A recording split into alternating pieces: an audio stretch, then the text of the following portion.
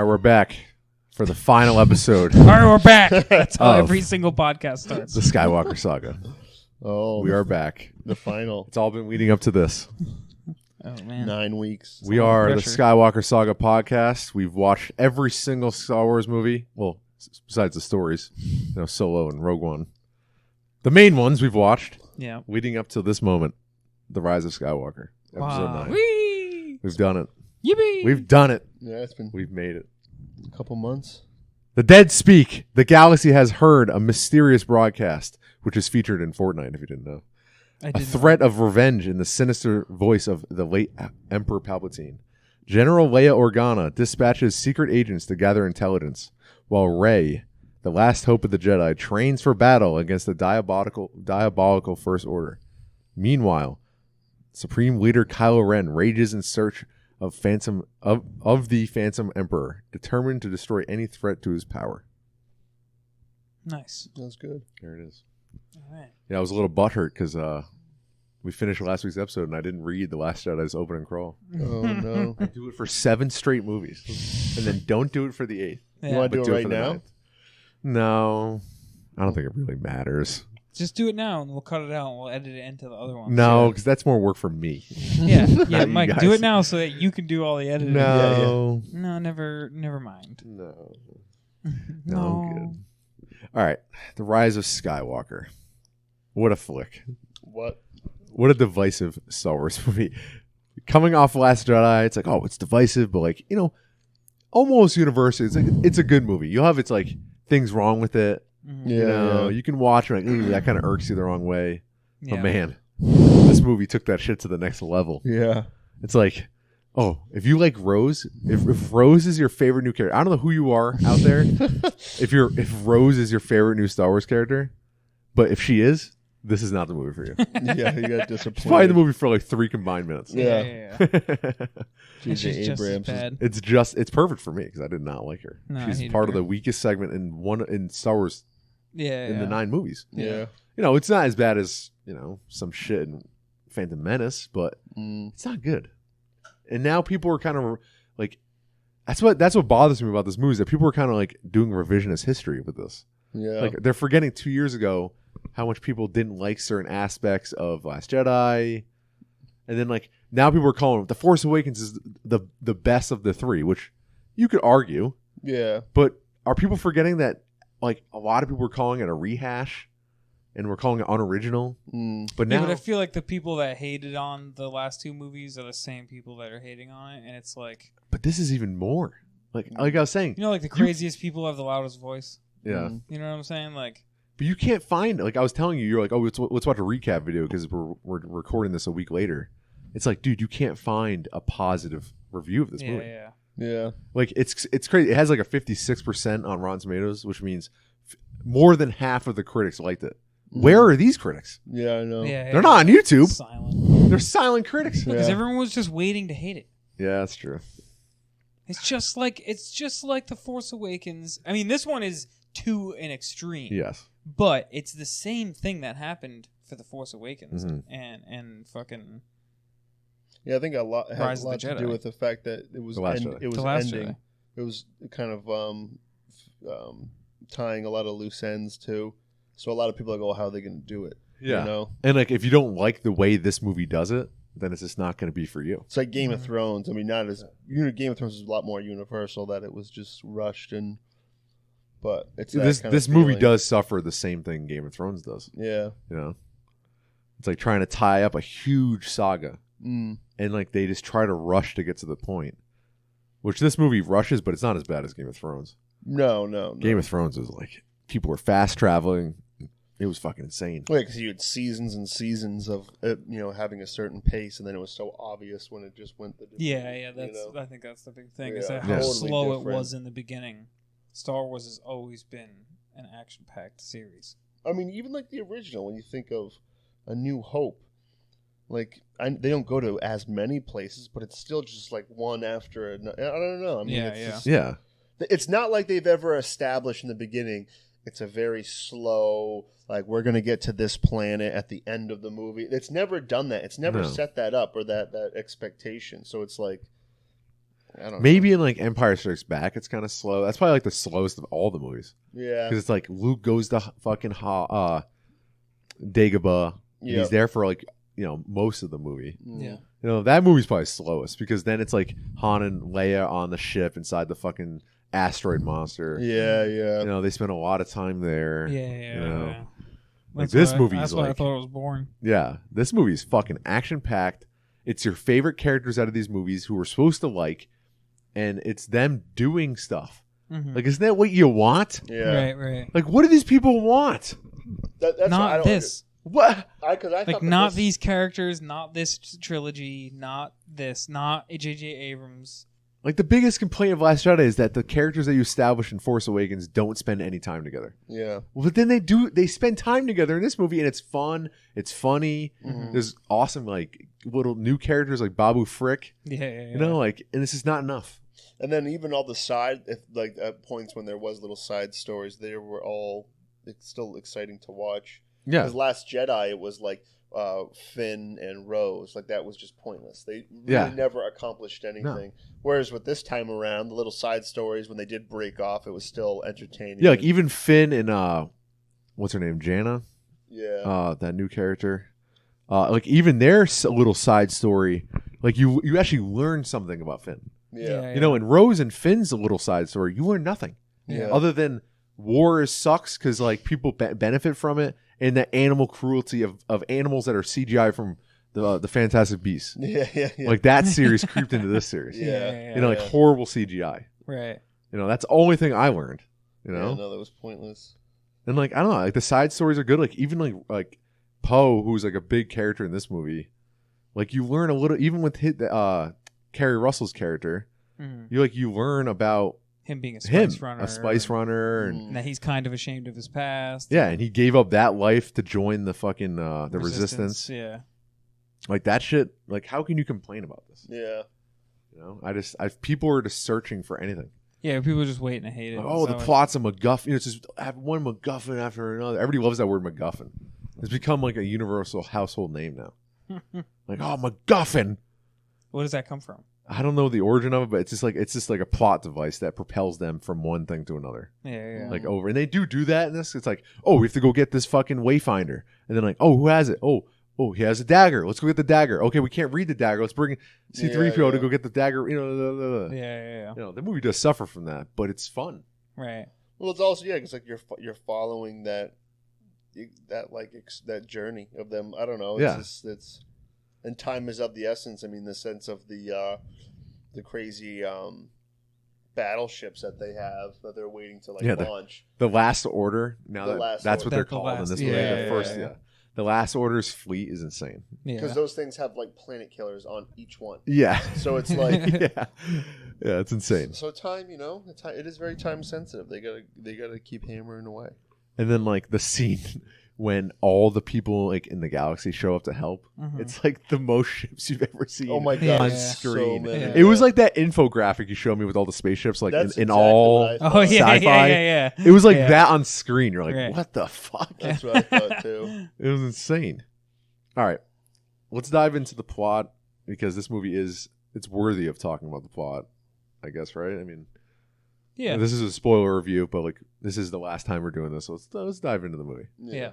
Now the movie does kick off, like they say that Emperor Palpatine is a MacGuffin. No, Emperor Palpatine, his broadcast has gone out to the galaxy, and now he's aware. People are aware he's alive. Yeah. So like Kylo Ren's out searching for him, a way to find him. And did you know? Yeah, even says on Wikipedia that Fortnite. He's on Mustafar in the beginning of that movie. Is he? Yeah, and then he's actually, I'll show you right here. He's fighting people who are called the Alzamek, or no, Alazamek. Wait, who's on?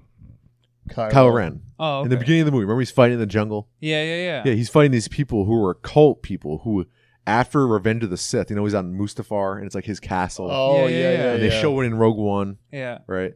Like, it's eventually taken over by cult colonists who voyage to Mustafar in pilgrimage, seeking to tap into the powers that supposedly fueled Darth Vader. Mm-hmm. And they wear sodium silicate dusted protective clothing. and goggles to protect their eyes from irritating ash. Oh wow. Yeah. So that's who Kylo Ren's fighting in the beginning of the movie, but obviously they don't really tell you. He's just fighting people, you know? Yeah. And that wayfinder he takes is from Darth Vader's castle. Oh, wow. okay. Yeah.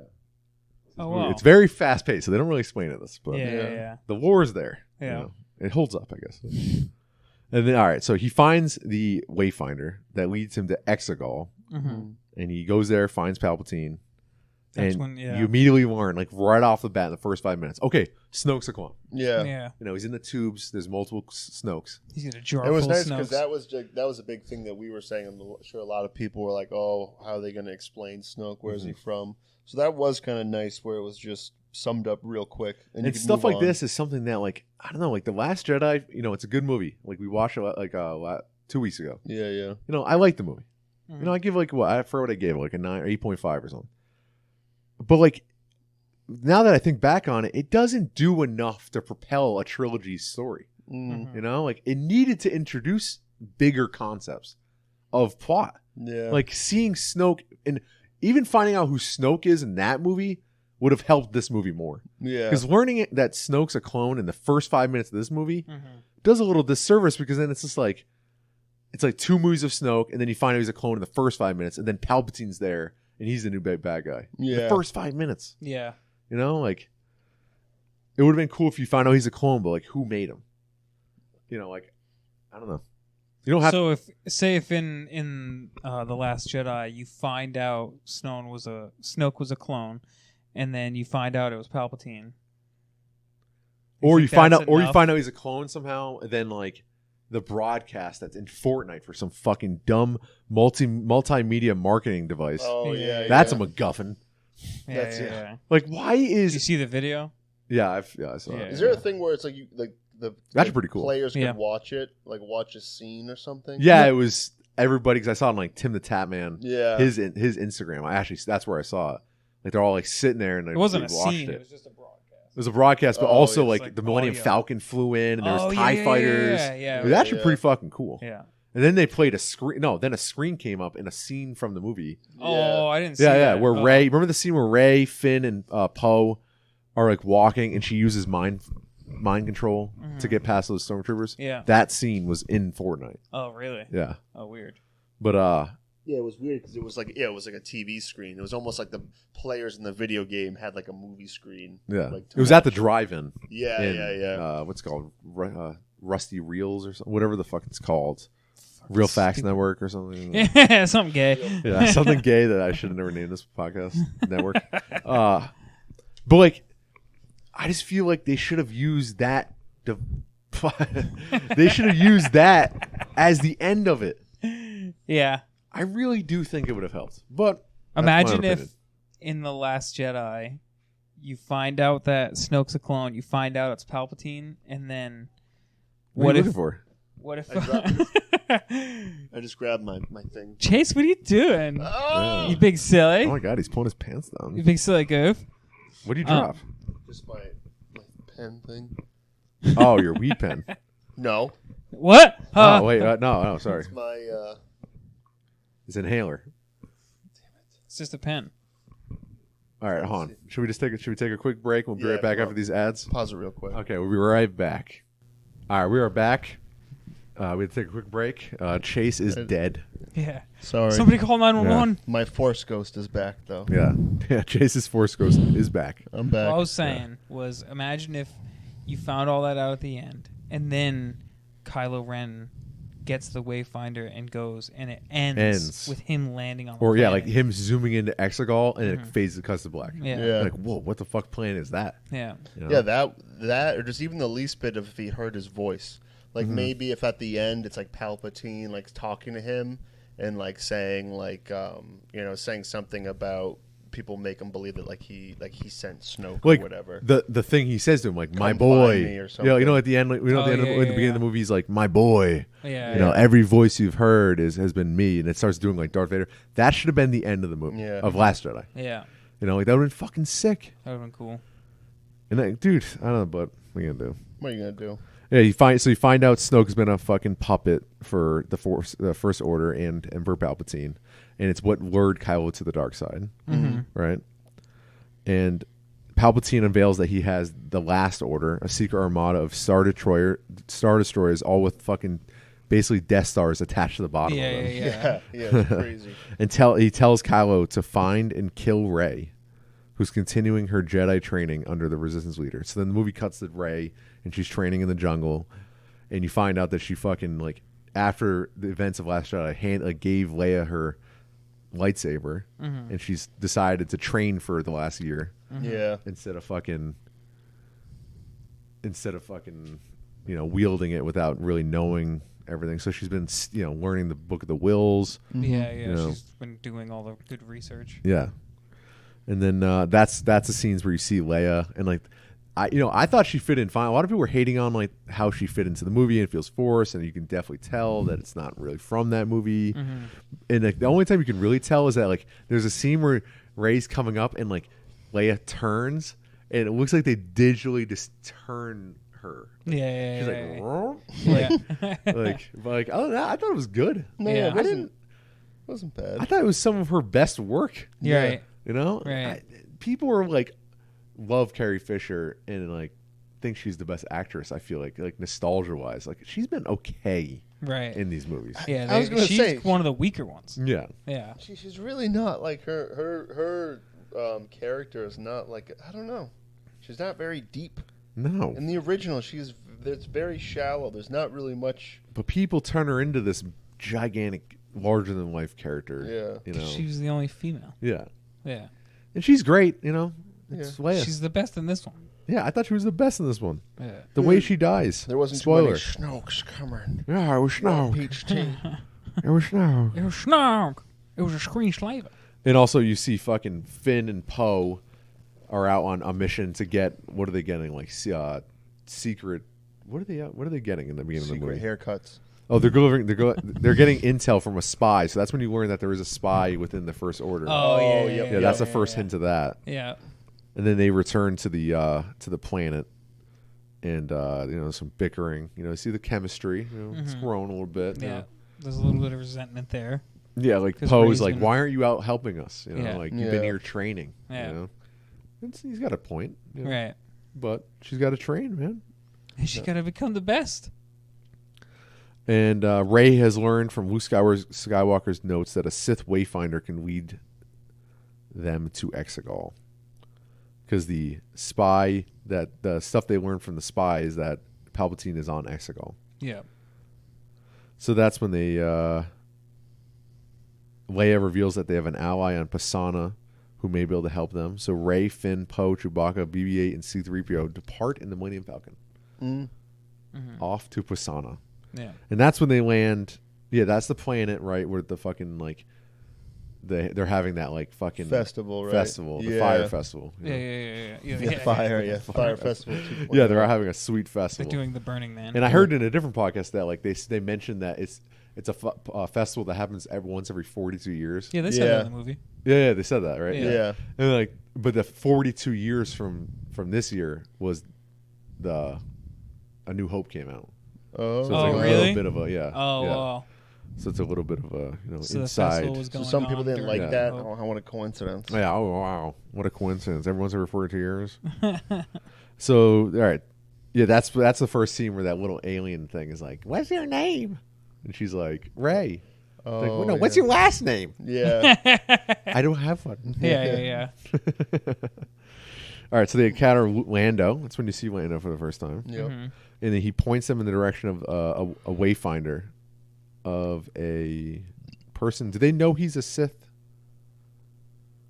A person in that scene yet? Or how do they learn that the person that they're looking for? You know what I'm talking about? Like, yeah, I don't remember. I don't know. Well, he tells them that he had crashed there. I don't think they find. I think when she like touches the dagger or something, and she has those flashbacks, or like that something terrible happened with the dagger, that she makes the connection. Yeah, but they know a lot about who it is, especially once they go. Like they knew so much. The guy knew so much about the ship and stuff, right? I think so. He tells them who it was. Right? Yeah. Lando. Yeah. So they find his ship. Then they knew it was a they Sith. fall into the quicksand. Oh, yeah. Down into the snake's lair. Yeah. Which is where the guy who they're looking for died. Mm-hmm. Yeah. And that's when Rey unveils that she has the power to heal, like the baby Yoda. Yeah. It's weird that the healing is the only thing that come out of Mandalorian. Like you'd think they would have some big connection. It was that. That was the connection. Was the introducing force healing for the first time. And you think Disney was like, "Hey, you have to do this. Yeah. Oh, definitely. You need to do force healing because it's going to be in the movie, and we don't want people to be upset that it's the first time it's ever done." And in we're Star selling Wars. tons of Baby Yoda toys. So. Yes. Make Baby Yoda do it. Yep. We'll sell tons of toys. Yeah. George Lucas liked the sound of that. Oh, yeah. So they fall in the snake pit and they find the remains of Ochi, who's a assassin, who you later learn is the assassin that was sent to kill her parents. Yeah. Who you find, obviously. You find out, and that he's actually the one, Ochi, who's the one who dropped off Rey on Jakku. Because then she remembers the ship. Yeah. Yeah. I couldn't remember. Why did he decide to drop her off? I think they say it, right? Don't they say, like, he had a change of heart or something? Or why does he do it? Why does he change his mind after killing his parents? And then just can't. Yeah, and then flies her to Jakku and drops her off there. Yeah. I can't remember. And then I'm assuming runs away and, like, lands on Pisana. I don't know. Maybe Wikipedia can help us out the farther I get down this. All right, so they find a dagger down in the snake pit with Sith text on it, which C-3PO reads, but he cannot tell them what it says because he is forbidden to interpret Sith writing. So now the next MacGuffin, as they say, is that they have to fucking bring C-3PO somewhere where they can hack into his mind, his wiring, and find out what it says. Yeah.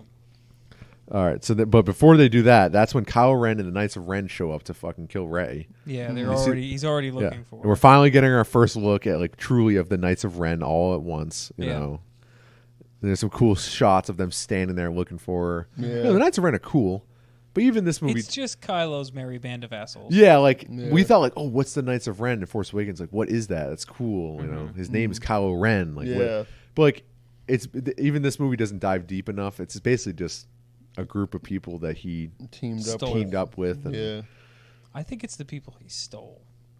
I don't think it is, because there's a comic book that came out that the Knights of Ren are actually people who have existed. The reason why they don't have lightsabers is because they don't believe they use force. They have force powers, but they don't believe in using lightsabers or something. Really? Yeah, it came out in the same week the movie came out. Last week, the first issue of the comic book, The Rise of Kylo Ren, came out, and in that book they show who the Knights of Ren are. The leader of the Knights of Ren, who's actually wicked cool looking. I'll have to show you guys separately what he looks like.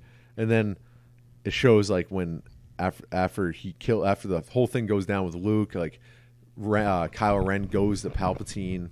He goes to Snoke, and Snoke has, like, hair, which is kind of funny. Yeah, and like he like consoles him and all this shit. But yeah, I don't know. It's weird because Luke says that Kylo, when all that shit went down, and Ben left, he took his students.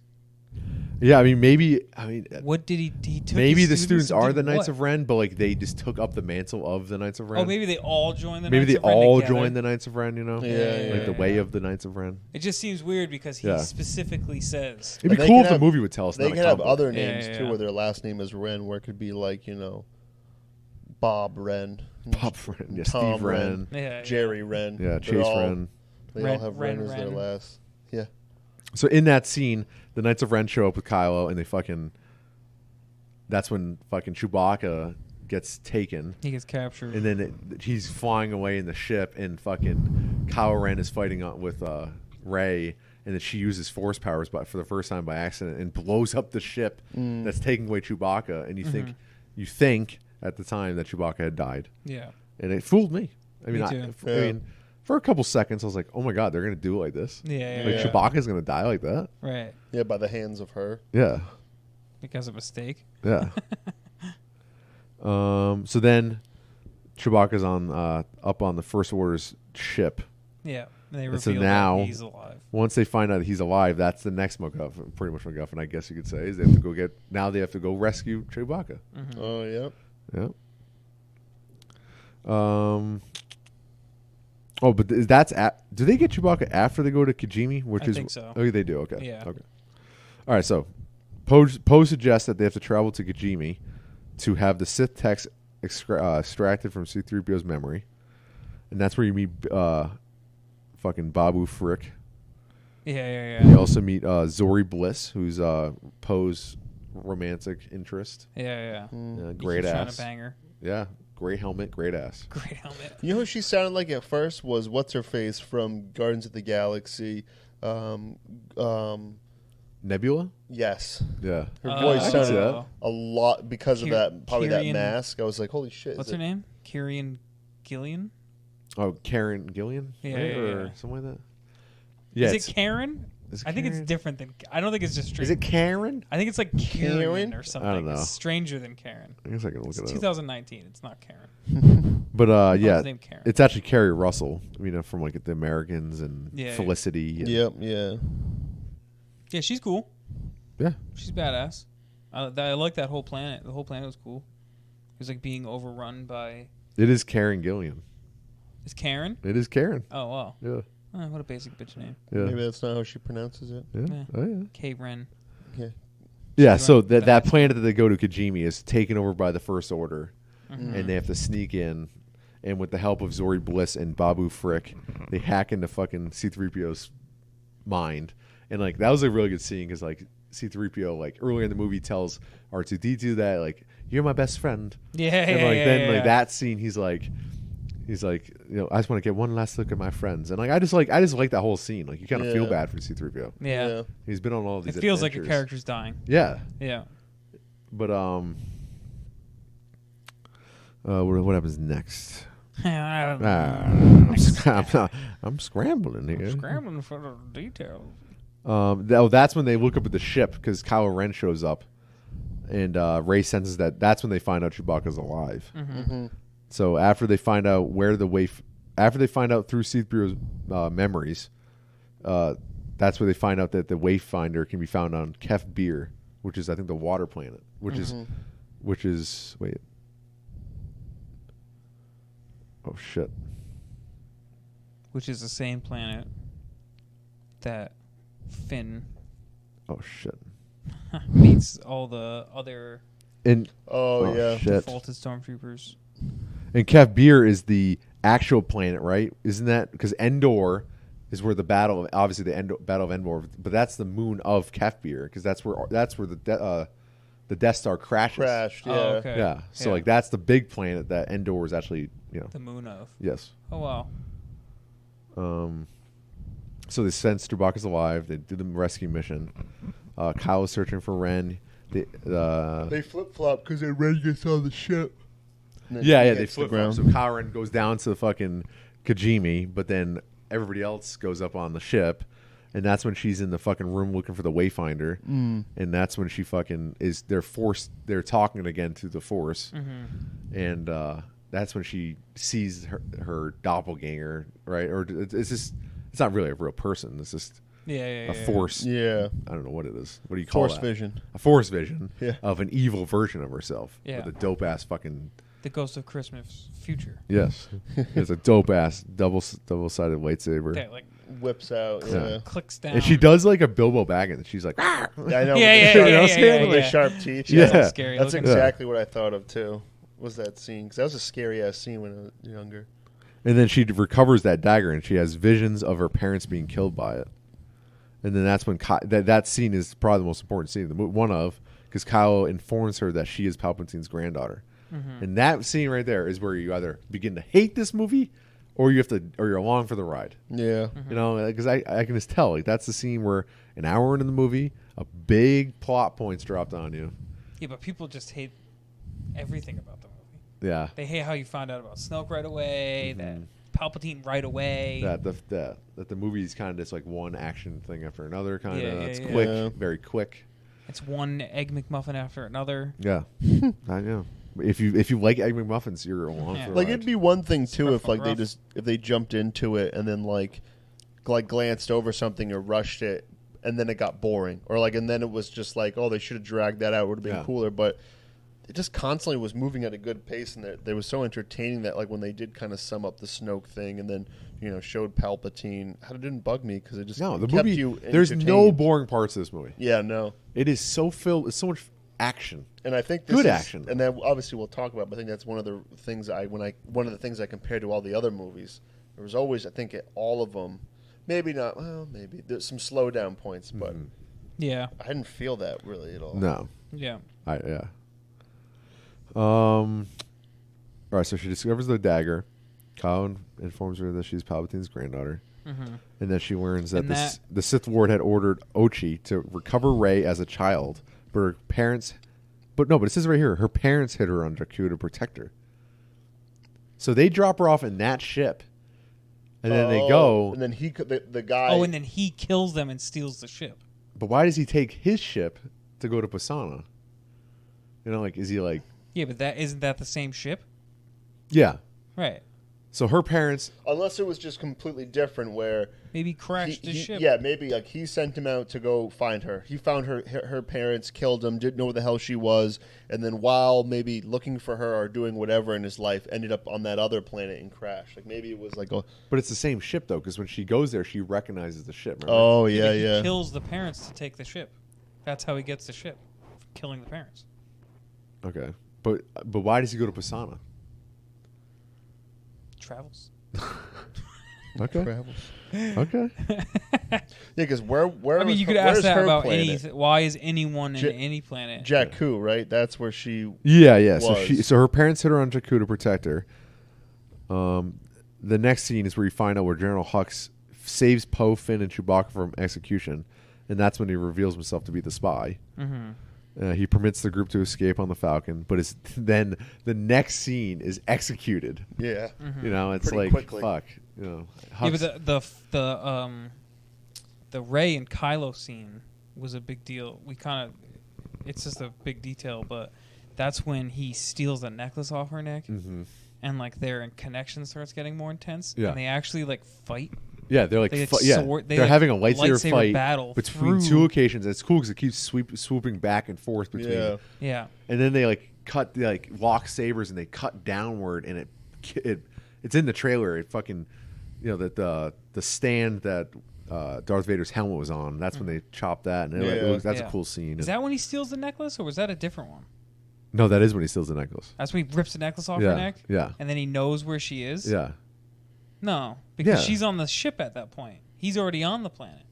Yeah, but he doesn't know she's up there. There's another time that he grabs. Oh, something right. from Okay, her, right. And they analyze it, and then they're like, No, it was that necklace. Yeah, and when they do the that, necklace. it's in that first scene where she cuts him down out of the his what the hell is it called when he's flying at her and she jumps over him. Like the way they got to that was because the necklace that little girl gave her. And they have a connection. Yes, he grabs the necklace and says, and they analyze it and they say, "This is from that planet." And that's when they get there. Okay. And she has the lightning. But powers. he's able to take something off of her person. Yeah. Through the Force. Yeah. And materialize. And that's a very important point for later in the movie. Yeah. All right, the group arrives on the next scene after they escape. They arrive on Kefbir. Janna, an ex-stormtrooper and resistance sympathizer, leads them to the remains of the second Death Star. And that's when you learn that's when you see this new character. She's black with an afro, kind of like Finn. Finn. Imagine if Finn had a big afro. Well, what? You said they. Oh shit! No, them.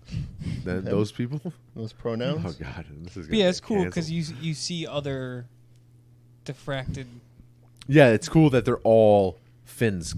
They were Finns, kind of. They're all ex-stormtroopers who are fucking one company. Yeah, an entire company. They all felt kind of what Finn felt through the Force. That they're doing something wrong, and they all do the same. It was almost like maybe they were all along going to be Force sensitive, and then when they became Force into Stormtroopers, it was like they suppressed it or something. It kind of shows like maybe Finn is from the same planet as them. Or I just think it's more of like the light side starting to fight back. Because the Force Awakens, it didn't awaken in just Rey. Right. It awakened across the whole galaxy. Or if you find out later on that Jana, whatever, and Finn are brother and sister, and every black person in the entire series is they're all connected. And what's his face is their dad. Lando's their dad. Lando's their dad. Huh? Yeah, I think it was more just. It was just the awakening of the Force of the light side. The light side's pushing back. It's claiming all these good souls that don't belong. Now, do you think when she holds a dagger on Kef Bir and she looks out and all of a sudden the dagger has like a little dial that comes up and she's looking across and it matches up perfectly with the decrepit fucking ship, you know, the Death Star. Do you think like that's kind of weird? Like cheesy? Kind of cheesy because she's like lining it up and then it like lines up perfectly with like the fucking detached top of the Death Star or whatever. Yeah. It kind of seems like for the blade. It's a little convenient, I guess. Yeah. That's always because I've heard like a lot of people complain about like the first hour of this movie is just one convenient thing after another. Yeah. You know? And it feels that way. That's like that was the most egregious one. Only because you like when that dagger and the way they find it, you feel like an object like that would have been around for hundreds of years, right? You know, something that's been around for a while. It's going to bring this ancient cave, and it could have that kind of a thing where you line it up. But the fact that the Death Star's there, it's not that long ago. Yeah. So someone created this dagger. The Death Star is 35 years old or 30 whatever years old. Right. So someone created a dagger just to point to the Wayfinder? Just to point to where that Wayfinder is held in his lair? Then who created it? That's where I can see some of the muddled stuff going on. Yeah, you know? Like, unless who like created there's some the dagger. Because if the guy was using the dagger to get there, like did she only use the dagger to find it? Yeah. But the dagger the person had to have already known where the Wayfinder was. Like I get the dagger having in writing saying like a hidden dagger that says on the Death Star in Emperor Palpatine's lair in the Death Star is where a Wayfinder's hidden. Yeah. That I can kind of believe. But the fact that it has a dial that comes off, that where are you supposed to use that dial? In your spaceship when you're outside the Death Star out in the planet? Unless there was like an explanation where if it was lined up where it didn't matter that the Death Star was crashed, that whether it was floating in space all intact.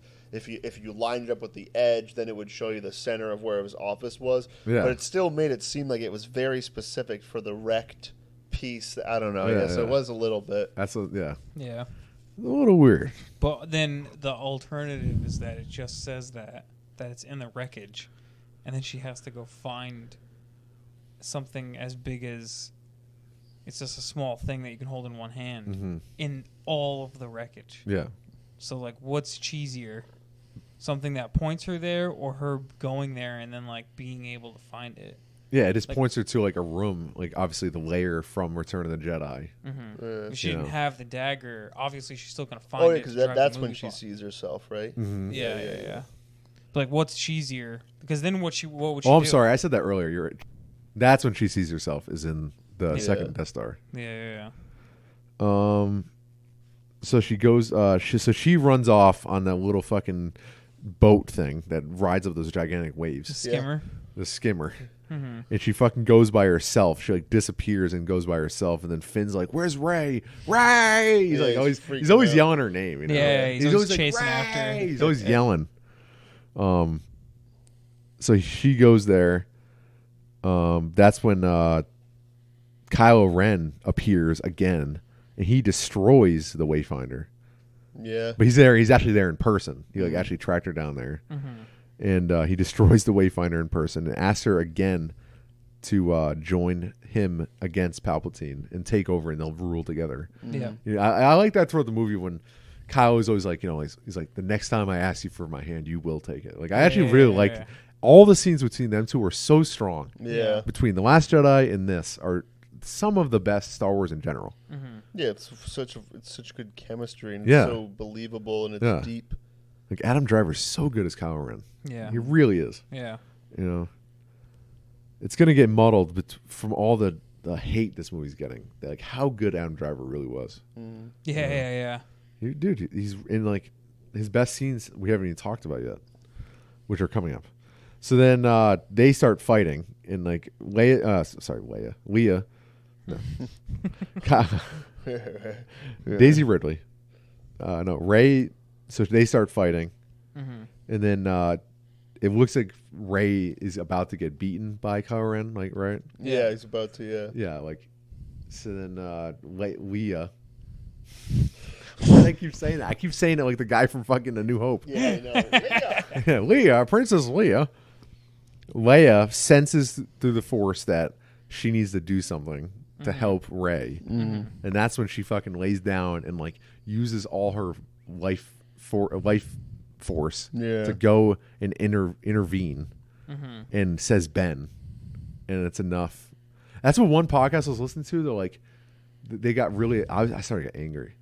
He's like Ben, like hit her saying Ben was enough to get Kylo Ren to do it all, and I'm like, you're kind of missing the point. Like, it was his mom's voice. Yeah, it's his mom's voice. Like he hears Ben, and like he's like, what the fuck, and he drops the lightsaber, and like I thought it was just really, I thought it was really well done. Well, I think because she's putting all of her, the good side of the Force into him essentially. Because like later on, like when he officially passes, and then she physically, disappears, and there's that like same time. So yeah, she was physically still there, but it was because what was ever inside is what she sent to him. Yeah, because she hasn't fully gone. Her life force is actually still in Kylo Ren. And it's not just the audio.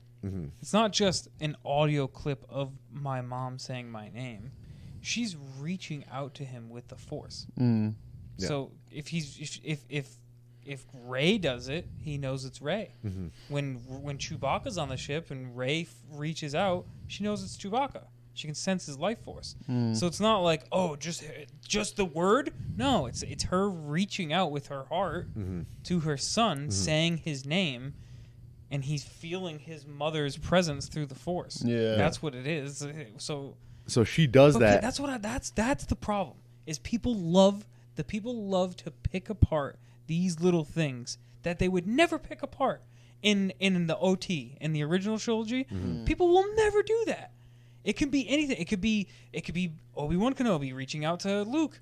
No one's like, oh, just words are enough? Like, no one cares because they love it because it's old. Oh, it's old, so it's great, so it's perfect. Yeah. But then, this one's new, so it sucks. Yeah. It's just like they'll pick apart any little thing.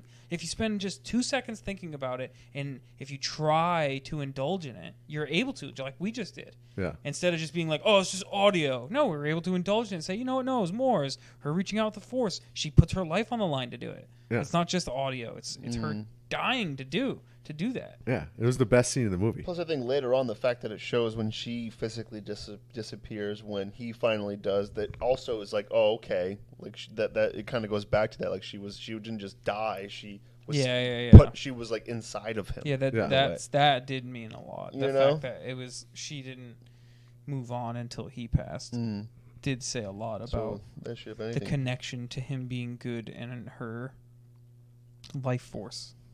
Her life force was connected to him in some way. So she says Ben, and then he drops his lightsaber, like in like burn, burn, Snoke, screech labor.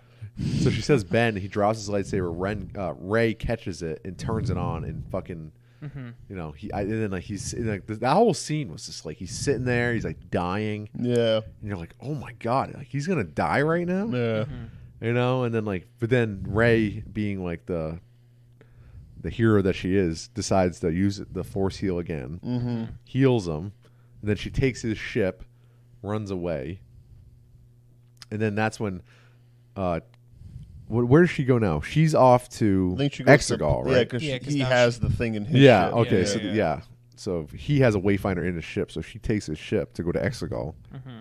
But then that's when the next scene, which is I think the best scene in the movie, is when Han Solo appears. Yeah. Which, if Carrie Fisher was alive, it probably would have been Leia. Her Force ghost would have been talking to him. Don't you think? Right? Yeah. It would have made a little more sense because if it was her Force ghost. Yeah. Because it's Han Solo, and like obviously Han Solo wasn't a Jedi or even Force sensitive. So he can't. So it's basically just like a memory. Force ghost. It's like Kylo Ren's memory is projecting. Kylo Ren's projected memory of his father. Yeah. But regardless of that, it was fucking so well done. Yeah. Fucking Harrison Ford shows up, gives a killer 2-minute performance. Yeah.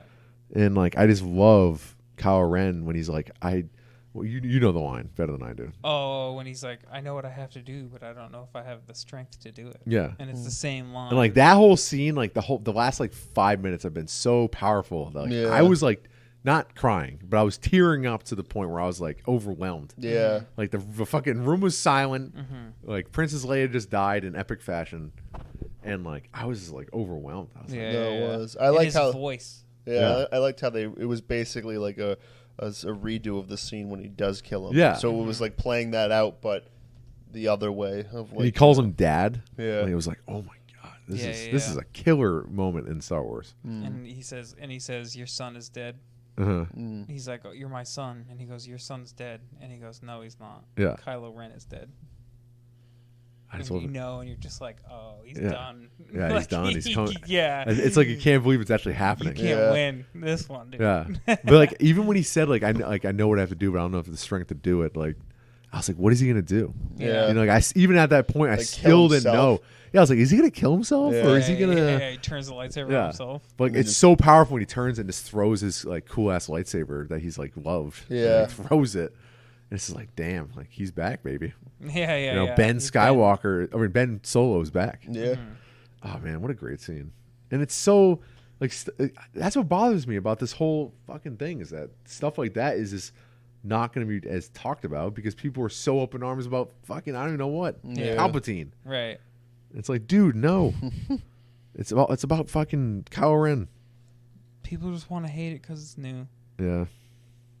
And they didn't complicate the Palpatine, like about him still being around. So for people complaining that, like, oh, now all of a sudden he's back, and they didn't really talk about it. It's not like he's got this. I don't know. It's just pretty simple. Like his cult followers on the home planet where like the Sith power was founded or whatever, they got him hooked up to a machine, and he's still living. Like there's really not much to be that surprised pretty believable by. For me. Yeah, he has talked about the ability to keep living through Darth Plagueis' ways that he learned. He was Darth Plagueis' apprentice. You know, he had a plan B with the fucking First and Last Order. Yeah. You know, and it's believable for me, but for a lot of people, it's just like they can't wrap their minds around it. So they resort to hate. But they won't pick apart Anakin.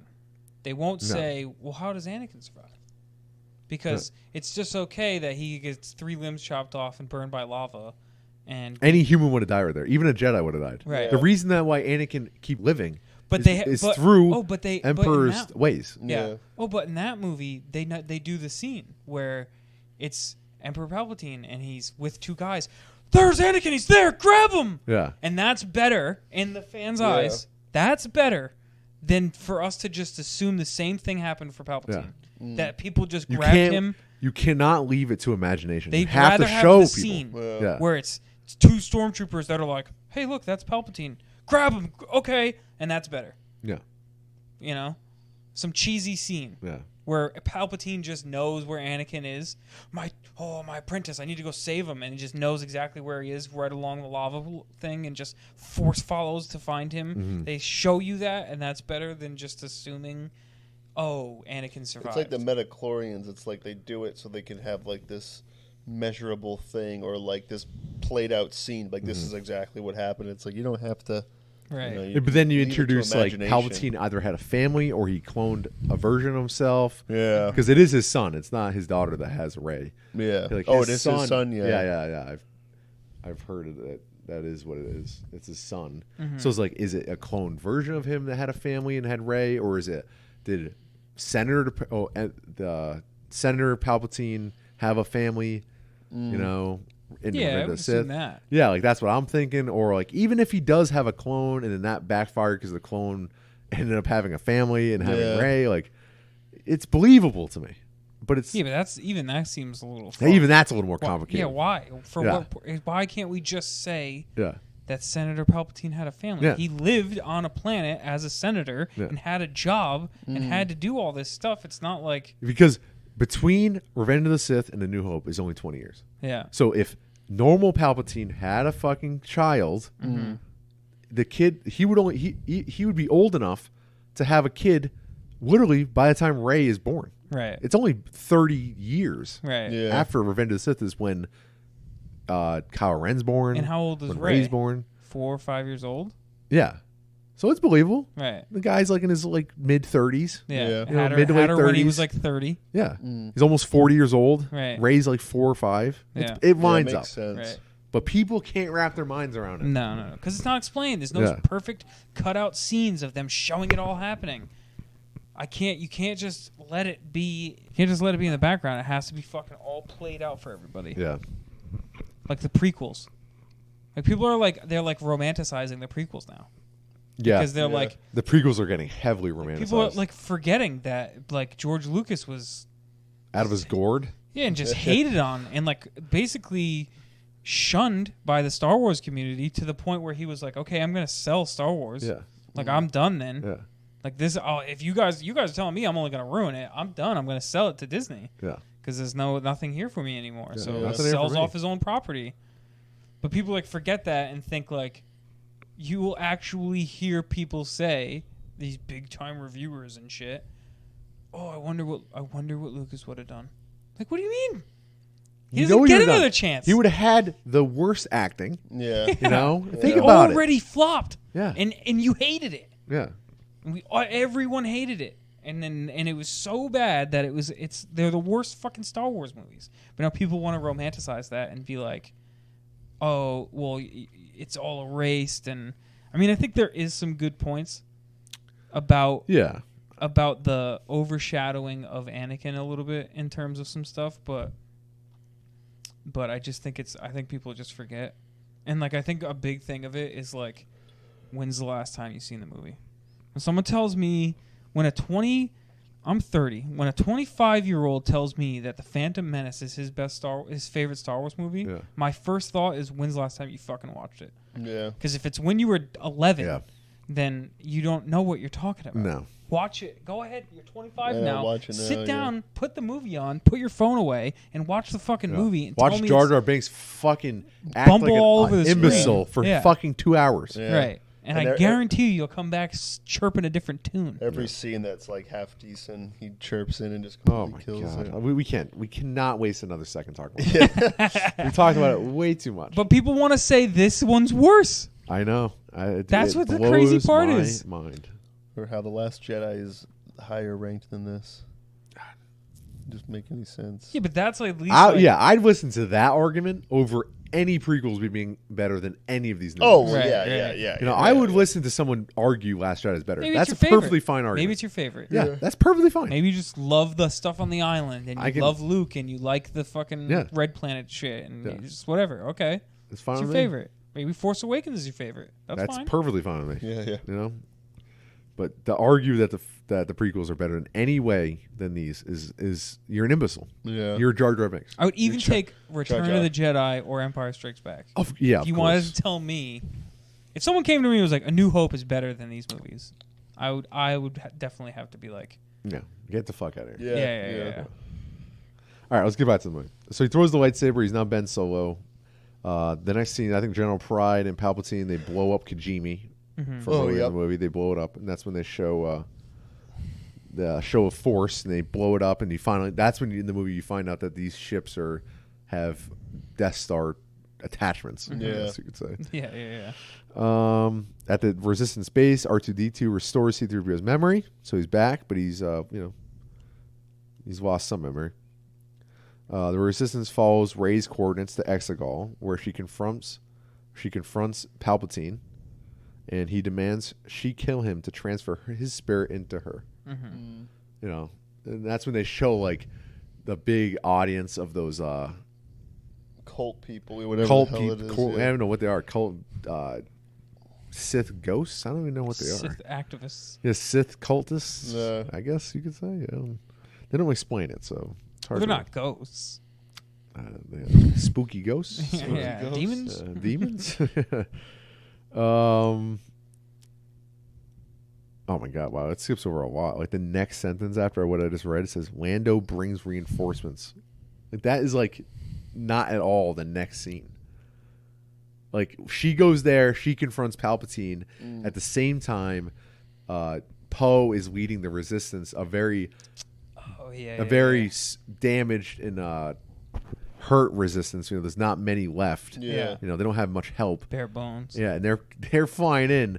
And as soon as they go in there, it's fucking 1,000 starships against like I don't know how many ships they have. Yeah, 15. You know, like 15 X-wings. Yeah. And like, so that battle's going on over her, and then there's some cool nostalgia where like he opens the ceiling. He opens the ceiling up, and it's like a callback to Return of the Jedi. Yeah, when he does the same thing to Luke. Yeah. Mm-hmm.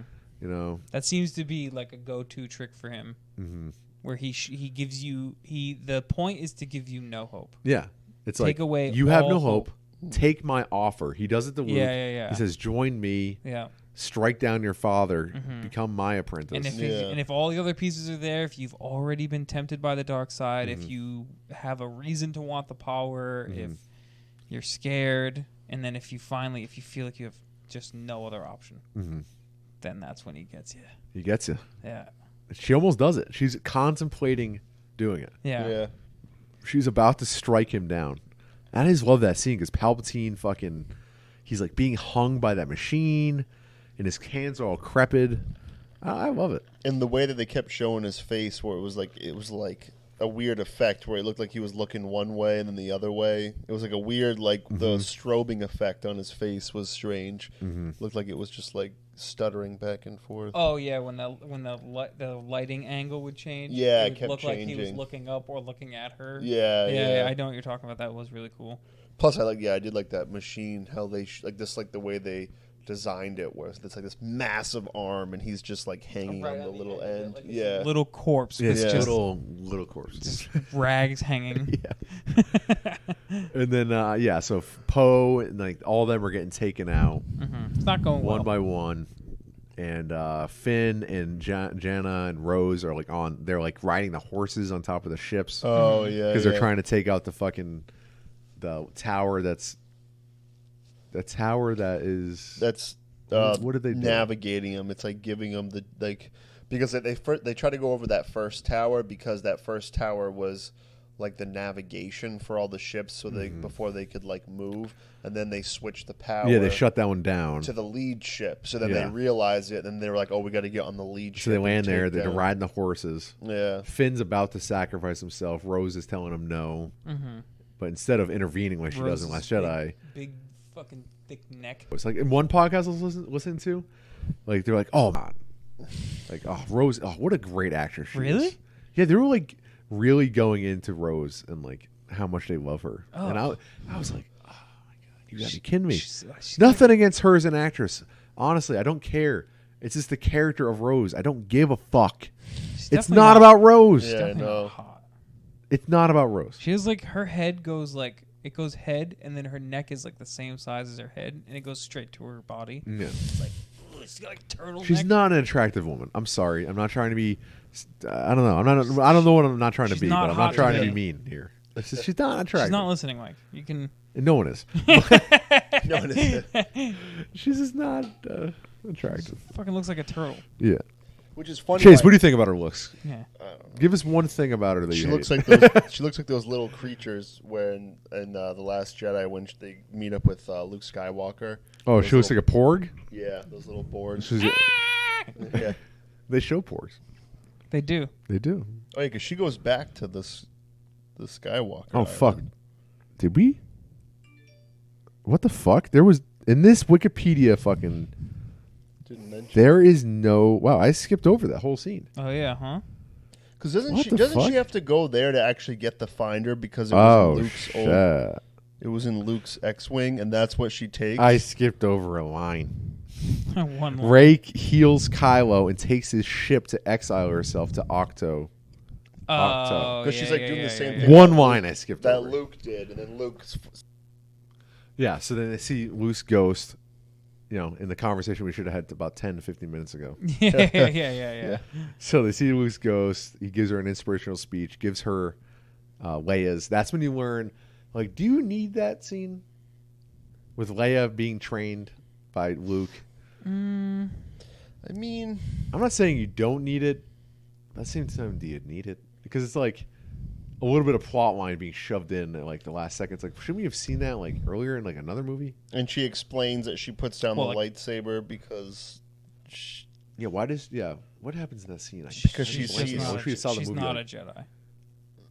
Is that why she puts down the lightsaber? Yeah, it's just like not for her. Okay. Yeah, and it's something to do with like she saw her future. She had like a snapshot. She had a force. Yeah, so she has a force vision of like right that she was going to be the reason why her son dies. Yeah, right? yeah. Okay. It's come back to me now. I mean, I don't know. I got more from that was instead of the explanation of Kylo that it was like almost justifying how much force power she really had. Yeah, it's like it showed her training with Luke, and it was like the first time you ever seen her do that. It kind of helps you like gather enough information to like accept that she's capable of using her force, to intervene with Ben. That's what I got more of it. Yeah. I mean, I actually liked the scene. Yeah. So did I. I'm just trying to. Do you need play it? devil's advocate Maybe here. not, but I thought it was at least cool just to.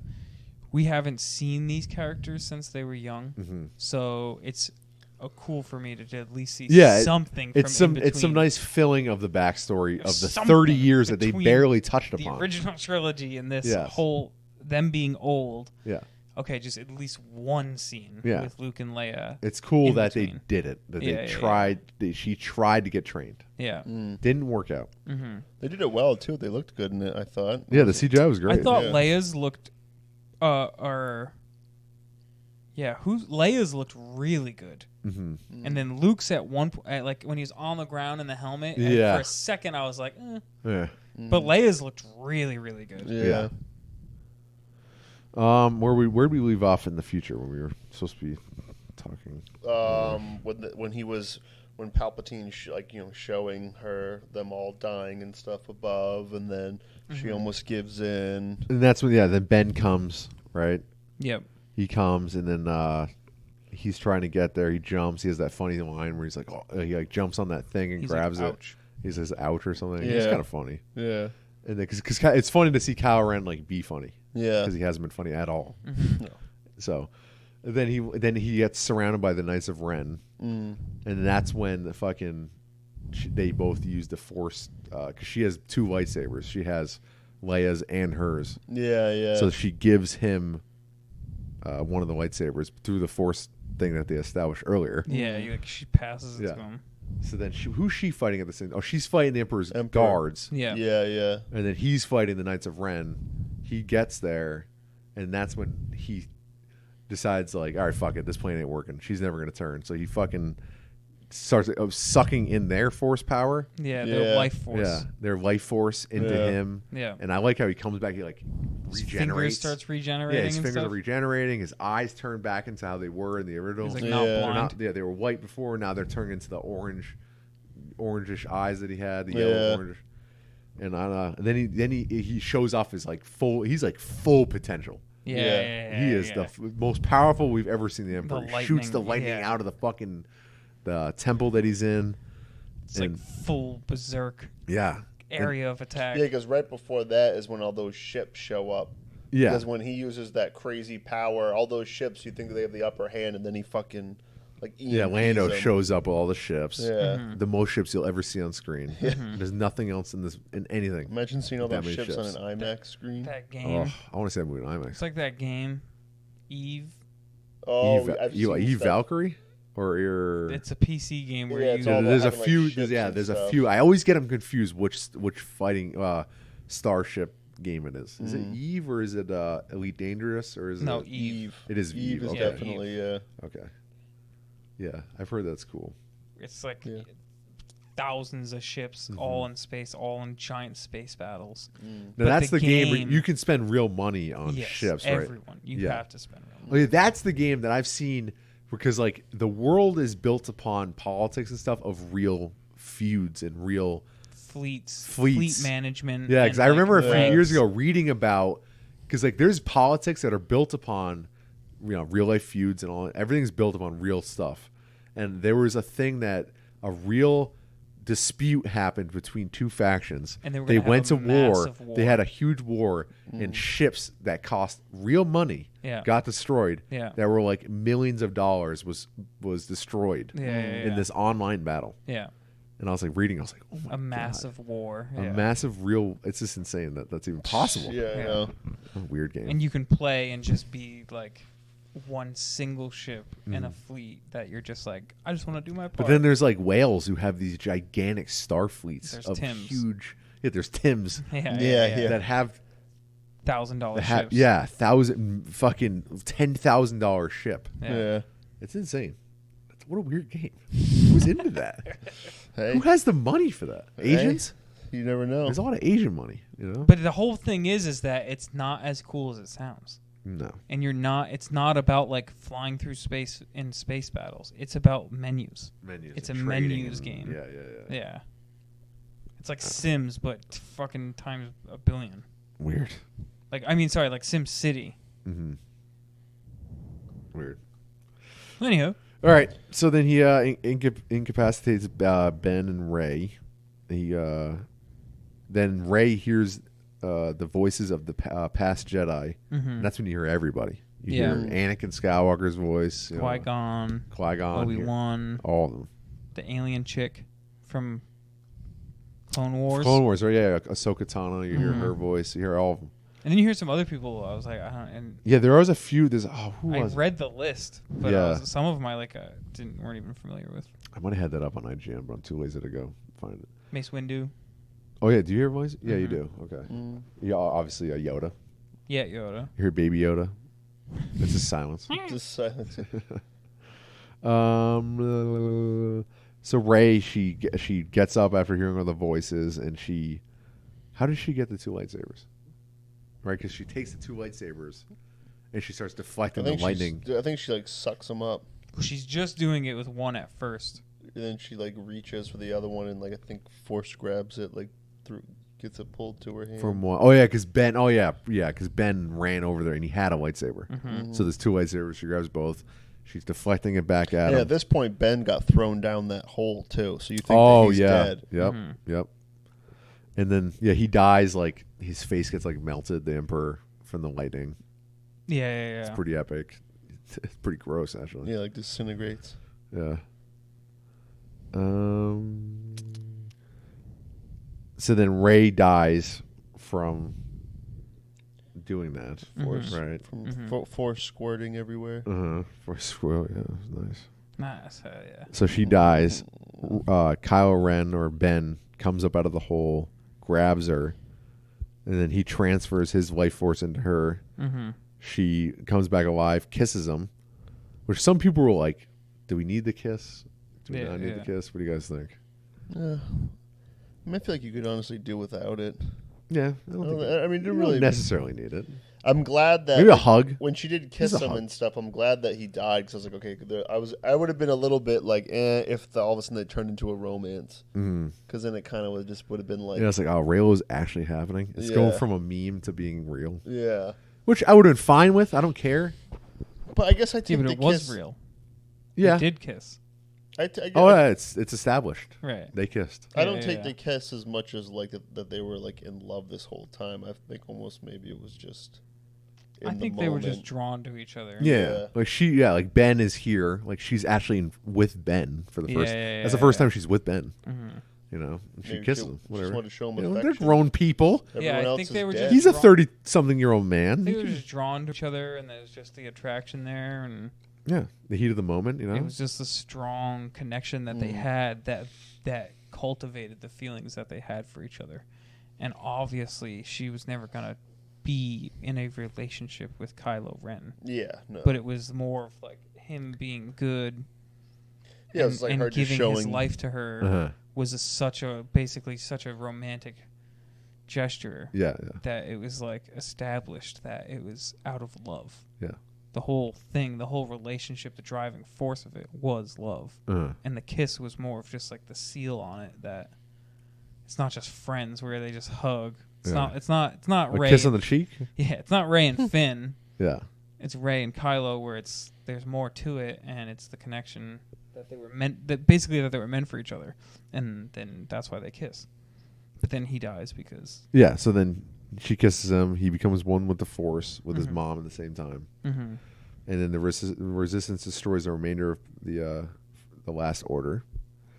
And, so then they go back to the Resistance base. They start showing, the fucking Ewoks and Endor celebrating. They show the Porgs. Or no, they show the Porgs. They show, what else they show? Everybody in the galaxy, all at once. That's when Lando sits next to. Yeah, so they go back to the planet and like everybody's celebrating. Fucking Chewie gets a medal, which is kind of a callback to A New Hope when he doesn't get a medal. Yeah. Almost like he's a dog. Yeah. A fucking dog, a junkyard dog. Was it whose medal was it? I don't know. Maybe it's Han Solo's medal, or did Leia get one? No, she gives them out to Han Solo, Luke Skywalker. Oh, okay. That's it. Oh, maybe it was Luke's. Yeah, could have been one of the two. Yeah. They're all celebrating. There's the first LGBTQ kiss. Oh yeah. That was so blown out of proportion. Yeah, it was because he thought it was gonna be Finn and Poe. Yeah, it could have easily just been like a heat in the moment, just like randomly kissing each other. Mm-hmm. I mean, sure, yeah, a little lesbian vibe, but it wasn't like, oh my god. No, it was two people you don't even fucking care about. Yeah. Right. It's so stupid. Yeah, and then Finn, and then Rey lands, and then Finn, Poe, Rey all hug, like crying. I thought that was really nice, emotional. Yeah. Wait, kiss. And Poe has like a little wink to. Jannah, or not Jannah. I fucking think of blinking on their names. What's her name? Which one? Zori. I think her name is Zori. Yeah, he signals to her like. Yeah, signals to her like it's kind of funny, classic Let's Poe. go sneak away. And she's like, no. And then so then the final scene is Rey takes the two lightsabers, Luke and Leia's, to Tatooine, bury him to the moisture farm, yeah. and she buries them in the sand. And then a passerby says, "What's your name?" She says, "Rey." No. What's your fucking last name? Yeah. Bitch. And she looks off and she sees Luke and Leia as Force ghosts, and she says, "Skywalker." Mm-hmm. And then Rey BB-8 then walk on, watching the two suns set. See her sweet yellow lightsaber. And that is the movie. Yeah, and then she ignites her lightsaber. Yeah, and it's yellow. Yeah, it's yellow. Yeah, it's nice and yellow. And that's the movie. Finn. And that's it. Finished. So yeah. What now? Well, I think we should do our bad life's and over. good. Yeah, well, quickly. We're already at an hour, so let's. We could do the. Well, I mean, that was just the plot. We're not going to do all our stuff. We could do the bad. That was it. I think. Oof, man. Tom, you got heated right there. The fucking cord. I know. All right, yeah. Let's talk quickly about our best. Yeah, because there's really no facts, so we can skip over that segment. Let's do bad stuff. Okay. Do you guys have any bad stuff? I think, I mean, I can agree with the plotting issues, in the beginning of the movie. I see what's wrong. I can see people thinking it's too convenient and it's too... I feel like those certain things I can recognize and say, okay, I understand why you would bring that up. But I still don't agree with people getting as bent out of shape as they are about them. Yeah. Because then, like we were saying earlier, if you look at this movie in the past or this, they did it, so why all of a sudden is it a problem now? But I can recognize what they're saying, but I don't maybe agree with how upset they are about it all. No, yeah, the hatred this movie's getting is blowing my fucking mind. Yeah, It truly is. I can't even listen to I was so excited before the movie came. I was like, I'm gonna go see the movie, then listen to a few of my favorite podcasts that review movies. And I've only listened to one. And there's multiple podcasts I could listen to who review the movie I am not listening to. You just don't want to hear I don't want to listen to 2 hours of bashing. Yeah, I know. Because I don't think it deserves it. Mm-hmm. If I see a bad movie, I'll listen to people bash it because it's fun. Mm-hmm. This isn't fun to me. Yeah. Why? Why would I want to listen to that? Is it fun for you to hate Star Wars? I feel like people are into hating it more than they're actually liking it. Yeah. They want to hate it. That's the current environment we live in. Well, I think They want to hate it. I think in the clickbait hot take environment, like there are certain things too that come up, like that gay scene, and people are like all buzzing about it. I feel like for the most part, it's like someone just brought that up. Like it's almost like someone was just like hating on it. And then, like, you see all these articles of people hating on it. I don't understand. You know what I mean? It's just like someone, like they just, like, jump on it. Like, oh, yeah, here people are, like, or, like, people are upset about it. It's like, who's they? I don't think anyone really gives a shit about that. No. It's just like and I think the general public likes the movie. Yeah. Like, average moviegoers, I think, are actually enjoying the movie. Yeah. If I had to really guess, I don't really know. Because all I know is what I see online. Yeah. Yeah, and I don't know. Even the diehard fanboys, I don't really see why you could hate on it so Like much. Ben Eberly, our dear friend Ben Eberly, is a hardcore Star Wars nerd and a very stern movie critic. Yeah, From us talking to him in the past. Yeah. And he liked the movie. Yeah. Yeah. So that right there kind of shows that, like, And he has, I think there's more people who like the movie than don't like it, but the online community has literally erased our thoughts and replaced it with this hatred that we're all supposed to feel because of the internet. Yeah, that's Yeah, what because it is. just going and watching the movie and liking it isn't doing anything. No. You're not. There's nothing there. So, but to go to when there's new Star Wars movies are coming out. Oh, I'm sure they're gonna suck. Yeah. Did you go see Force Awakens? Yeah, it sucked. That fucking main character sucks. Yeah. Like it's just like you're just choosing everything you could hate about it to hate about it. You know what I mean? You just everything sucks. It all is bad. And like I think like hearing about like, oh my god, you see that it only got a 57% on Rotten Tomatoes. Like that's what everyone is talking about. Dude. Is like this like Dude, Ray This is a aggregate Palpatine? number. yeah. Dude, Ray is a Palpatine. Do you have any idea how stupid that is? Like why?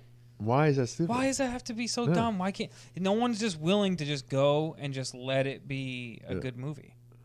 No Like, one. why just is it not as stupid as like, oh, Luke Skywalker is Darth Vader's son?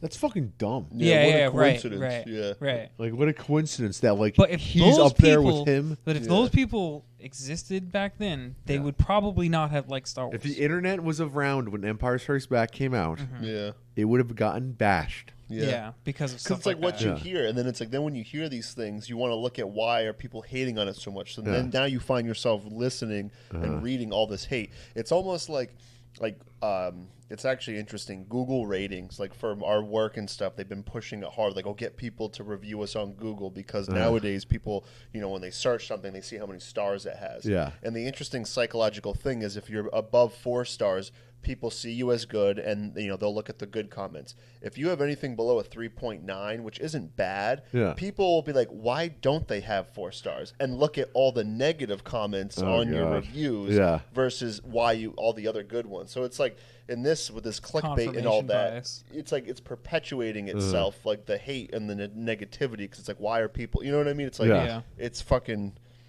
And I don't know. I thought it was a really good movie. Yeah, I mean, but if we wanted to talk about more about the likes, I liked so much more than I disliked. Oh yeah, the humor was on point. There's so many Yeah. good side characters like Babu Frick. And for me, there was no glaring. Like when I walked out, I was like, I genuinely enjoyed that movie, and I was like, I'm sure there'll be things that when we talk about it or I dwell on it, okay, yeah, maybe, or I'll be confused about that or whatever, but I still really enjoyed it. Like it was very, very. And I thought the Emperor was like the most haunting he's ever been. Yeah. You know, which is what he's supposed to be. He's supposed to be this not demonic, but I don't know, just like an evil dude. And he was so much more evil in this than he ever was, which I liked because he's like a decrepit, weird, robotic man now. Like all of his past human self was gone. Yeah. No, he's not. He's just full. He's pure Sith. He's being held together by Sith ancient machines. He's just And energy. everything was so it was so cool to see the Sith planet and to see the Knights of Ren and I don't know, all that was just there was a lot of stunning. Kylo Ren. I don't know. I can't wait to see the movie again because I just want to see that scene again. Yeah. When, I feel like Leia dies. we loved the movie so much that we kind of aren't going to be good at picking out any bad stuff because all three of us love the movie so much. There's no one here to be like. But through the plot, we did bring up a lot of the stuff that people have wrong some with it. stuff. I want to read off some stuff that I thought was interesting or maybe good points for why it was bad. So this person said they just listed off 3 things. an Anakin Force ghost rather than Han would have been cool. What do you think about that? I think it should have been Leia. Is what I think. I don't think Anakin would have helped at all. Yeah. I don't think seeing Hayden Christensen would have felt more force. Or what about the end when they show Luke and Leia? Mm-hmm. Should Anakin have been there? It's their dad. It's her. It's true. It's, you know. But he doesn't mean much to her. Like more, she didn't he play. Means more to Kylo. Yeah. Like, should Kylo have seen and it was, Anakin? But you think that, but it's actually the Emperor the whole time, established in this universe. It was never Anakin. No, I know, but Kylo's obsession is with his grandfather. Yeah, but it's caused by the Emperor. It's established that he's the one talking to him. Yeah, I know, but his obsession is not with. He doesn't obsess over the Emperor. But him whether talking it's being done by him. But him talking to Anakin at all would have probably not helped. Right. I guess, right? Because I only say it because Darth Vader turns at the end, just like Ben, and becomes good again. If Anakin showed up, the fanboys that hated it would have lost their shit. Because we've been like, "Oh, what do you know?" I honestly, I read a lot of comments and stuff that was like, been somehow more of an important person in this. Yeah, it would have been welcomed more. I think Anakin's turning and story seems so much like Kylo's story. Started off good, turned evil, was a Sith Lord, turned good right at the end. It's like the same story. Like maybe it would have served well for Kylo's character to have seen Anakin and gotten something. I don't know. I don't know if the Han scene would have been the correct scene because I just feel like maybe not that scene. The movie has built up so much about the parents losing their son that it needed to be one of the two parents, which it probably should have been Leia. Yeah. I just don't think that's the right scene. But maybe something else. Yeah, I don't know. I can see where it's like I just can't pick the scene. If they had a new scene, that's what it would needed to me. Yeah. I can't think of I don't know. I thought this was cool. Rey finds Luke's green lightsaber instead of Leia's random made up lightsaber. That would have been cool. It's fine with me. Like I said, I don't think that scene's 100% necessary. This one's kind of hot takey. Rey dying. She stays dead. Ben Solo goes to visit where it all began, buries both of the lightsabers, and sees Luke and Leia again as his parents, and it ends with Ben on the planet. It's kind of different, cool. I just think people would have even been even more upset. I think.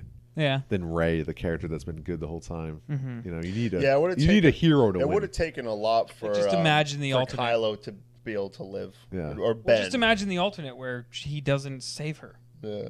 Like she dies in his arms and they kiss, but then she dies and he's not able to save her. Take away that. Yeah. Because people don't like that.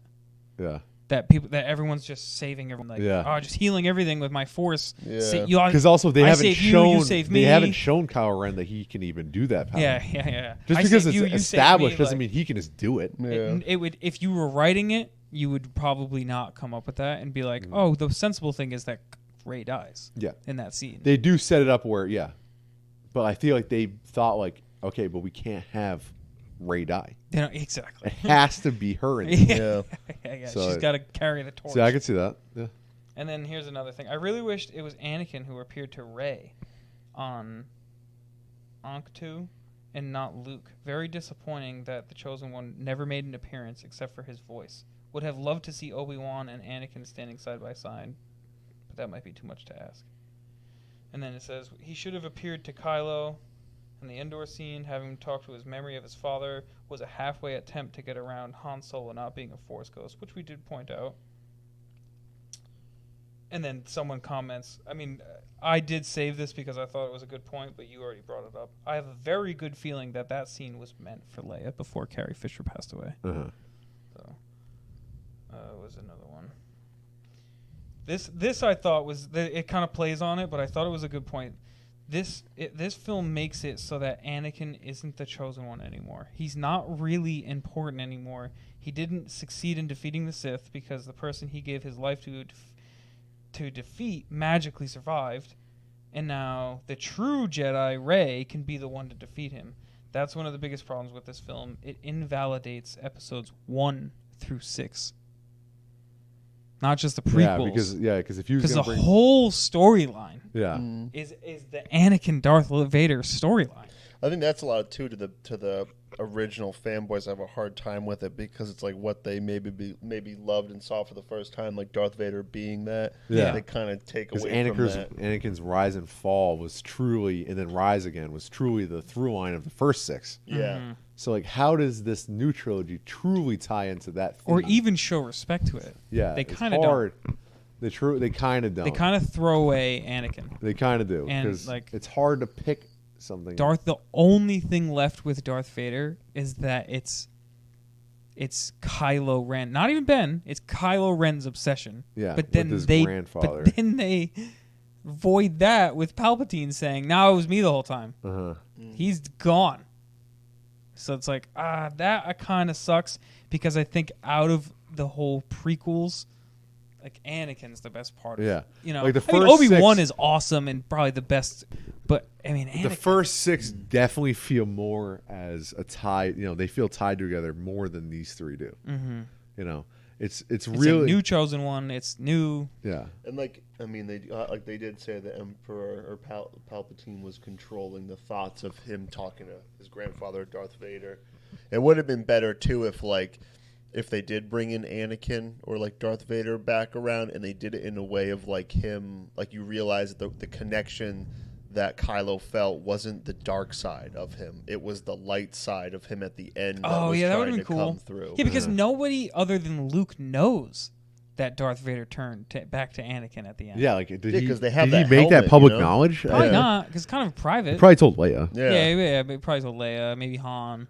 Yeah, but like maybe it would have been cool for Kylo to find that out, for Ben to find that out, that the Darth Vader that he's obsessing over the whole time didn't die as Darth Vader. Yeah. Because clearly Kylo Ren doesn't know that. Could have been a little bit more of a driving force for him to turn good, giving it more motivation. Yeah, it Especially really. Even if, as much as I do like this movie, it is hard for me to defend the fact that it doesn't feel like the news. Even the Force Awakens, The Last Jedi. Yeah. You know, it's But really Darth hard. Vader for me to is defend the it. shit. He is what is everything revolving around. He's the chosen one. Yeah. Right. You know, they say he's going to bring balance to the Force, but really, he's the one who destroyed the. Right here. Hard agree. The melodramatic and amazing Shakespearean tragedy of the original 6 films about Anakin's fall and rise as the chosen one feels so useless and wasted now. Biggest gripe I have with the new trilogy. Like, it's not even this movie.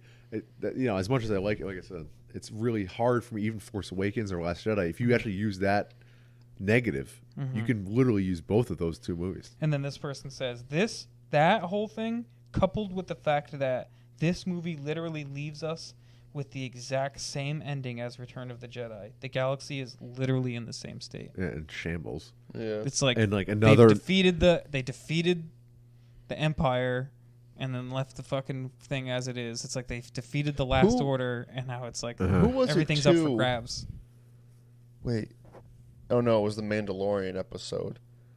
The one from last week where the guy is where when he goes back to like kill him, the guy that like that sends Mando out, like the guy from the Imperial guy, and he says to him, he was like makes a comment that was really interesting where, if the Empire just ran things go smoothly, there's not all this killing and chaos, but like, are you really happy right now? Like, the state it's in, because when you look around, everyone's starving, it's like chaos. So it was kind of an interesting take. It's true.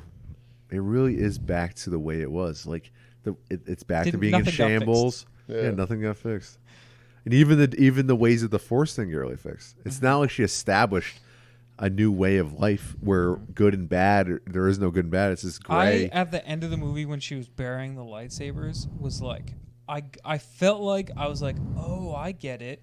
She's burying the lightsabers because she's giving up being a Jedi. No. That's what I thought for a second. Yeah. I was like, oh, she's giving up being a Jedi because the whole thing was like fall of the Jedi, rise of the Jedi, last Skywalker, all this, like the whole thing of it ending was that like, and Luke says to Rey, the true balance is when there's nothing. There's no Sith, there's no Jedi. So in my head, it was like kind of all coming to that point where it was like everything's done. But then it's like, then she pulled out the lightsaber, and I was like, oh, she's still a Jedi. Like, that's just that.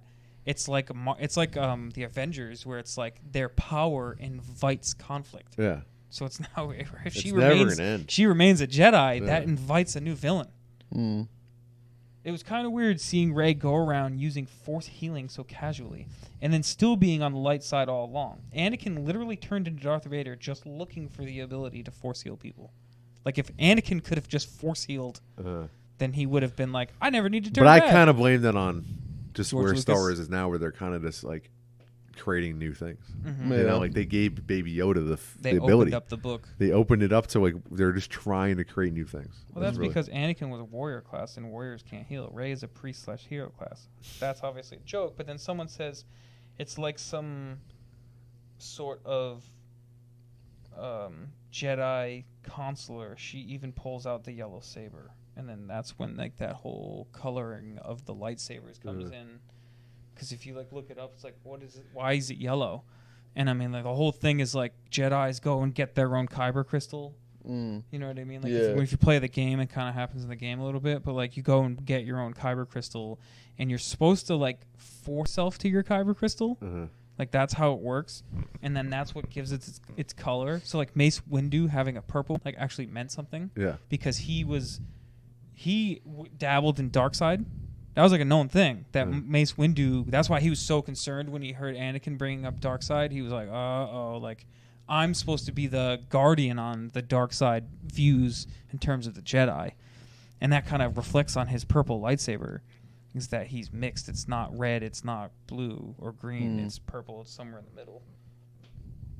What do we got here? No offense, but the whole bringing people back to life thing now really makes every movie going forward have no real threat. I mean, I guess that is kind of a point, like, what's to say the Emperor's dead now? I don't know. He got melted. Did we witness it? Because it was his own power, his own lightning on him, so it's, like, official? I guess. Who's to say anyone's really dead now? If you can just bring back anyone whenever you want. I thought about the idea of, like, when Kylo decides to, like, heal her and, like, give up his life for her. At least it cost his life. You know, like... Yeah, but even with that though, like when she did it, I was like, okay, so she did it with the worm. They prepped you, and then she did it for when she first like put the lightsaber through him, and then brought him back when they were on like the water planet or whatever. But then like at the end when he brought her back, a part of me kind of was like, just like I don't know, just like that they did it again, like it was like they used the power a little too much. I guess And I'm trying to think of how they could have done. I mean, they could have done it a bunch of different ways. Like, if he was going to sacrifice himself, that's fine. But I don't know. I feel like it didn't bug me that much, but it gives more like ground for the people who don't like it at all to push back on it more. To be like, oh, they did it too much. The Skywalkers all dying and Rey taking the name is an exact summation of this trilogy, tearing down all the old heroes and everything they did just for the new ones to do the exact same thing. No inspiration, just disappointment. It's kind of true. And then I kind of like this little list. Along the way, Rey picks up / becomes Millennium Falcon. She just grabs it. Chewie, 3PO, R2-D2, Luke's lightsaber, Leia's lightsaber doesn't exist in the original trilogy, becomes the new Last Jedi, becomes the new Jedi to rebuild the Jedi Order, Luke's X-Wing, Anakin and Luke's accomplishment with killing Palpatine. She steals everything from everybody. She becomes everything. She takes all the pieces from all the movies and gathers them all to do the job. I guess I can see too, like we were saying, where it slightly erases the effect that Darth Vader had leading up to these trilogies, where maybe if you loved all the other ones and it was all about Darth Vader and all these characters, she does kind of dominate everything. And then it's kind of like, so after everything that we've seen before, we get to this point just to be like, it was all about her in these last 3 movies. Yeah. Then, I mean, I feel like part of it was just like, it's nostalgia grabs. Yeah. Obviously. Yeah. Oh, yeah. It's also hard because it's being written not by George Lucas himself now. It's being written by fanboys of the era. Yeah. You know? So they probably like don't want to step too far out of the box. No. They don't want to just create a bunch of new shit because... And it's like, they really fucked up when they bought Lucasfilm and they did not hire a Kevin Feige type who was killing it in Marvel as a central story guy who's controlling all the Marvel films leading up to Endgame, which is one of the biggest cinematic masterpieces, not technically like a 10 out of 10 movie, but what it pulled off in 10 years of storytelling up to a finale Yeah. has never been done before. Yeah. 20-something movies leading up to one movie, never done before. He's a genius, this guy, Yeah. Kevin Feige. Yeah. They should have done it with Star Wars. Yeah. It's owned by the same company. Or at least just J.J. Abrams for all 3 movies. It's fine. J.J. Abrams, it's fine. If you gave, but they like had to convince him to come do it. He does it. He's burnt out. He only signs on for one. They hand it to Rian Johnson. Ugh. He was supposed to write and direct Last Jedi and write the third movie. Then the third movie was supposed to be directed by Colin Trevorrow, who did Jurassic World, which is like an okay movie. Yeah. They fire him. Yeah. Convince JJ to come back. Yeah. They throw out a lot of Rian Johnson's ideas. He has to come up with new ideas. Mm-hmm. This is muddled. Which people say is why it's Palpatine. Yeah. Because Rian Johnson killed Snoke. J.J. Abrams' Palpatine. Yeah. It was Snoke. He It was was going to Snoke. build towards Snoke. Yeah. That was the whole thing, was that it was going to build towards Snoke the whole Mm-hmm. time. And then you had Snoke as the main guy, but then you had Kylo Ren as the wild card, just Mm-hmm. like Palpatine, Darth Vader. Mm. Same thing, but then Rian Johnson fucked it all up. But it's like I don't mind it. I actually kind of like that Snoke dies in the second one. I think it gives the second one more content. Like I always said about Empire, I feel like it needs more. It needs someone dying. They But need then, like, the content. only way they could have done it is if Kylo Ren was just the bad guy. You know what I'm But saying? that Like, would have sucked too. yeah, that would have sucked too. That's what I'm I saying. like Like, the Palpatine. huh? I like Palpatine. I like it too. Yeah. Yeah. So I'm cool with that. I'm But fine with it. I think that if it you should want to have been erase, hinted. if you want to erase the idea that the Chosen One Anakin is a storyline that's kind of erased now. Mm-hmm. What's not erased is that Palpatine is the villain in all 3 series. Right. Yeah, maybe it's supposed to be more about Palpatine. That's I I do feel for my boy Anakin though. yeah. That shit sucks. But is he my boy? Because he kind of sucks in one trilogy. He is Darth Vader and he kills it in another. So he's 1 for 1. Then he gets a fat L in the 3rd series, I guess. So he's 1. He's I 1 like and when 2. he's evil. I like the 3rd one. I don't like when he's whiny. I I don't like when he's movie. good and he's whiny. I don't love like it. that. I like when he's just straight evil. I wish we Yeah. saw there was a Star Wars where it really showed him tracking down Jedi over the years. Like Rogue One Like, shows in a his scene where Darth prime. Vader's the coolest. Yeah. And it's just something we'll never get more of. No. It's over. Finn never got to say what he wanted to say to Rey, or did I miss it? Weird thing to bring up without any payoff. A good question for another time. That reminds me, we still don't know how Maz got Anakin's lightsaber, do we? No. So I think that's cool because it brings up the whole Finn thing. He does say it like 15 times. I have something to tell you. I have something to tell you. I have something to tell you. Yeah. They never confirm it. Yeah. I guess it's just supposed to be obvious that he's talking about how he can sense things and that he wanted to tell Rey that he thinks he might be a little force sensitive. Mm.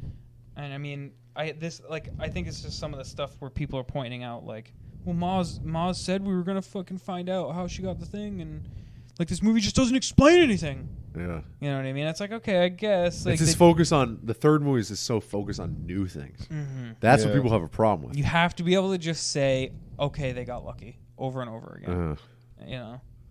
Yeah, And it's then- almost like, 'cause like Force Awakens is still pretty familiar. There's a lot of familiar things. Then you got Last Jedi, which you have a lot more of Snoke involved, and it starts to. And then this one kind of introduces a lot of things. It's a lot of new fanboys concepts, just a lose lot it. of new storylines, Yeah. all in one fucking movie. And then I have one a lot. more, and with this one, in my mind, I was kind of able to be like, I was able to slip into the mind of the hater for a second, where I was like, oh, this is why people are so disappointed. I was able to just travel in my imagination a little bit and see maybe what could have been. Yeah. So this is the last one.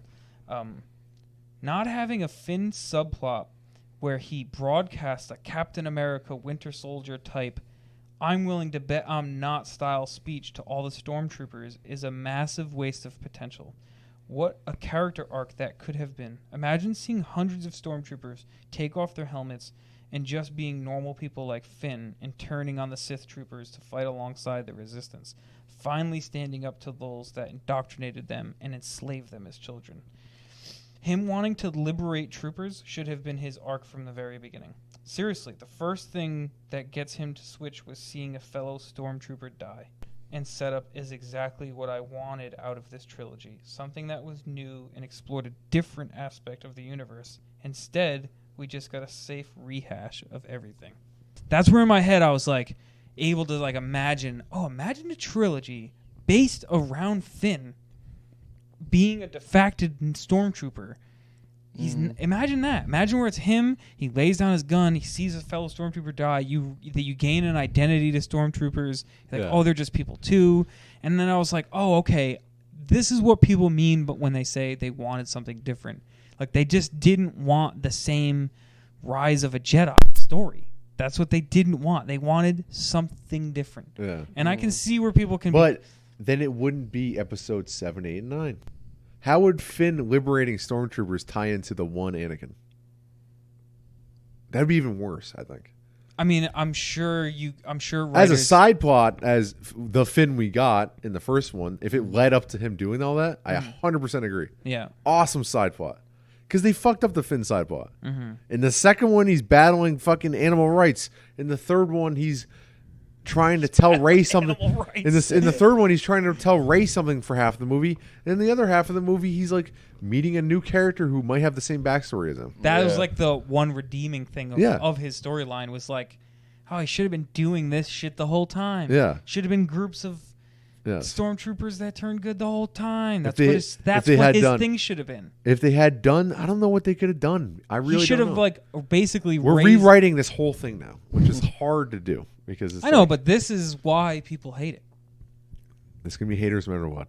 You know? And what are we gonna do? They fucked up when I told you they fucked up in the beginning from not doing a central guy in charge like George Lucas. Love or hate him, he was the guy in charge.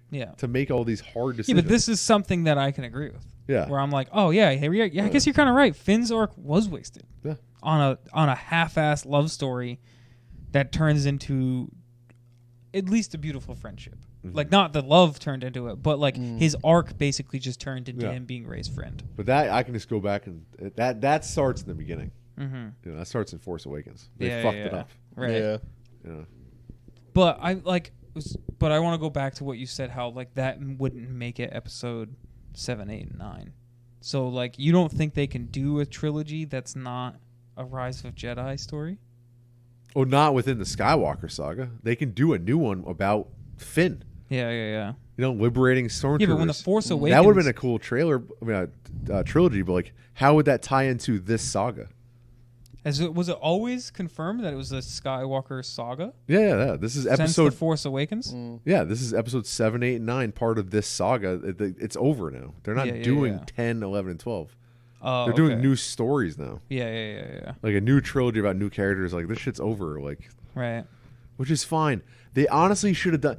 They should have never made 7. If people are this upset about it, maybe they shouldn't have done 7, 8, and 9 maybe in the that's first it. place. Maybe people are just ready to move on. Yeah. Like maybe it's the people who are just so diehard into the old stuff, and then what the prequels like told, the story the prequels told, and they just didn't want to rehash any more of it. That they were already moved on. Yeah, in their eyes, the Skywalker Saga was done when Anakin died. Yes. I feel like a lot of those fanboys were pissed off and burned their bridge after the prequels. So then it was like almost impossible to come back from there. So then it was. So they were already like on the brink of like Star Wars is dead. Yeah. And Force Awakens kind of like reintroduced new characters and like brought up old memories. And they're like, oh, okay, because that was always the criticism was like, oh, the Force Awakens is just New Hope again. Yeah. And I was like, I never really saw where that frustration was coming from, but now I'm like, oh, because you just didn't want to see any more of the same stuff. I can kind of sympathize with that. It's hard to create another trilogy not by the same dude. Yeah. And like continue stories. If it's always gonna feel different. You know, I just maybe they shouldn't have done it. But for me personally, sitting here and watching all the movies. The prequels are fucking garbage. Yeah. There's like 5 things. Yeah, this is the concluding. We do have to talk about this when we talk about first let's review the movie quickly, give our stars, our rating. Then we'll talk about how it held up as a whole because we did watch just 9 fucking movies that are supposed to be connected. Right. All right. So let's review the movie real quick. We're getting towards the end here. It's fucking almost on an hour and 45. Ooh, boy. So what would you give this movie, Chase? I just gotta make sure the highest is a 9, right? That I've given, or an 8.5 or a 9. 8.5 for Force Awakens is your highest. Yeah. And you gave Last Jedi a 7.5. So yeah, 8.5 is the highest. Yeah, I mean, that's why I was just curious, but yeah, I would give this a 9. Then I think I give this the best rating out of all the Star Wars movies. Hey, that's how you feel, man. I mean, there's tons of things that go into it. One of the basics is like I was purely entertained from beginning to end of this movie. I thought that a lot of the strengths and things that I liked of all the past Star Wars, they did it all in this, in the sense of like a lot of great, space battles and things like that. A lot of awesome lightsaber hand-to-hand combat. Like interesting villains or whatever. I just thought that it had really like all the things I liked from the past ones combined into it. Mm-hmm. I love this movie. Yeah. So yeah, I'd give it a 9 then for at least being the. If we're just separating highest. the movie as just the movie, Yeah, just this one singular movie, not as a whole 9 saga. Yeah. Yeah, I mean, I love this movie. It's hard, but then if you break it down. Like those fucking nerds who are just going to rage for the next, I don't know, 3 years until the next Star Wars one comes out. Yeah. I don't know. Star Wars is done. Star Wars is done. I'm over it. It's a damaged property at this point. How do you win them back? Yeah, but I think a lot of people love it, and they're obviously making a ton of money. Yeah. I think it's not dead. I think it's the most alive it's ever been. I think more people like it than they want to admit. I think it's just people craziest people have the loudest voices. It's true. Yeah, the internet is it's a very small number out of obviously the total amount of people. Yeah, exactly. We're hearing the shittiest of it. We're not hearing. When you ride public transport, there could be 50 people there. It's the one crackhead that everyone's listening to. Yeah, that's true. That's it. That's true. Well, Tom, what do you give this movie? I really wish we saw it again. Yeah, me too. It's just it's hard during holiday season because like really I definitely can feel some of the stuff. I see what they mean, and then like the more I feel like you get into like the details of everything of just like the lore, I can see where this trilogy starts to break down everything. The trilogy as a whole starts to break down. Yeah, it truly does. Like not just like within itself, but just like everything that's existed up until now. If you hold that so true to your heart, then I can see where it's like these 3 movies break all of those rules, and it starts to like just eat away at some of the like it's just like it's like sacrilege. It's like it's all that stuff was just written in such stone, and now it's like. That whole Chosen One, the Anakin, like all that stuff being broken. It's if you had to not use that as your guide, because you've said over and over and over you're basing every review based on just a singular movie. As just the movie. Try to think back to a week ago when you walked out. What would you give this? 9.5. Okay, I knew you were gonna go high. I knew you were building. You were trying to tear it down to bring him high. Tear it down. I felt it coming, but yeah. It's just that that's the highest. I had to know what it was, and I actually thought I was just gonna fully disagree, which I disagree with a lot. Like I hate when people focus on stuff that's like, oh, Leia saying Ben. It's like, dude, what a lazy thing for you to hate this movie because of. Yeah. Spend some time. You could any of the fucking things I just read off are better points to hate this movie than the fucking that thing. So it's like that's what pisses me off is that people just went into it wanting to hate it and are just so easily taking the laziest things to just say this movie sucks because of this and Palpatine shouldn't have been in it. Rey sucks and Kylo sucks and like, dude, you have no weight behind any of those words. All wrong. I feel like if you went back to the original, there's a lot of nitpicking that we could all do. And then people would be like, seriously, like really, which I did. That's what you want to nitpick. But then they're doing that. I give Empire Strikes Back a bad rating because I personally think it's a boring movie. I think it's the slower of the original trilogy, and I think that nothing happens in it. So I have no problem with picking stuff apart and being like, I don't care about the fucking rules and stuff. I don't care what this builds. I'll just break it down because I feel like breaking it down. Mm. It's going into it's more to me like how Mike said. I take each movie, as the experience. I sit there, I watch the movie. How do I feel watching it? This is how I feel. Watching this movie, it felt beautiful. Yeah, it did. So how can I sit here and argue with it? There was just, I thought this had the most amount of like I was saying before, it had like a lot of great bits from everything. For instance, back from Empire Strikes Back, you have that realization of like, I am your father, right? Yeah. So you have that with realizing that she's Palpatine's granddaughter, whether you hate it or love it. There's so many epic scenes with the lightning when she blows it up. It's like, holy shit. Mm-hmm. You know, when they visit the Sith planet and just all that whole experience, the Knights of Ren. Imagine if the only thing that happened in the middle movie was that you find out she's a Palpatine. That's the big thing that happens in the movie. Yeah. No one dies. Nothing happens. It's just scenes of him training, not half-ass training, and then you find out that she's a Palpatine. That's the movie. That's your plot. You'd be like, this sucks. But instead we get a movie that's jam-packed full of fucking plot. Uh-huh. It's got fucking twists and turns and fulfilling moments in every corner. Twists and turns. And fulfilling. It's so fulfilling. Yeah. In relationships, in terms of love and friendship and family. Like, I think Rey and Kylo Ren's relationship is the best they've done in Star Wars. Yeah. In these three. It is so much better. If you take down the major relationships, Padme and Anakin, a failure. Yeah. It's an F. Yeah. Han Solo and Leia, it's a little rapey, so I'm giving it a C. You know, you like the characters, you like that they're together. I give Anakin it's a little Padme's, Leia's and Han's. Yeah, it's a Leia's little and rapey. Han's comes out of nowhere. Han Solo forces himself on her. Yeah. And it's like, but we all have nostalgia, so it's like, all right.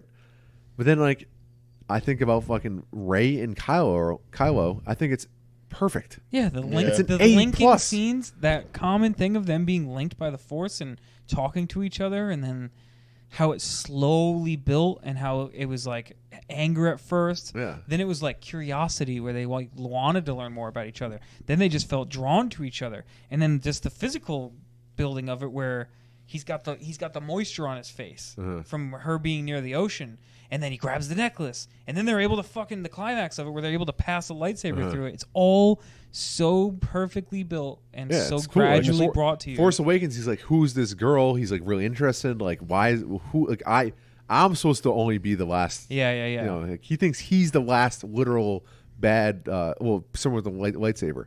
You know, they're all eradicated. Yeah. He finds out she's alive. He's like, who is this girl? And in the second movie, like, they're connected somehow. So clearly she's someone that's important. But then he lies to her because he's trying to convince her.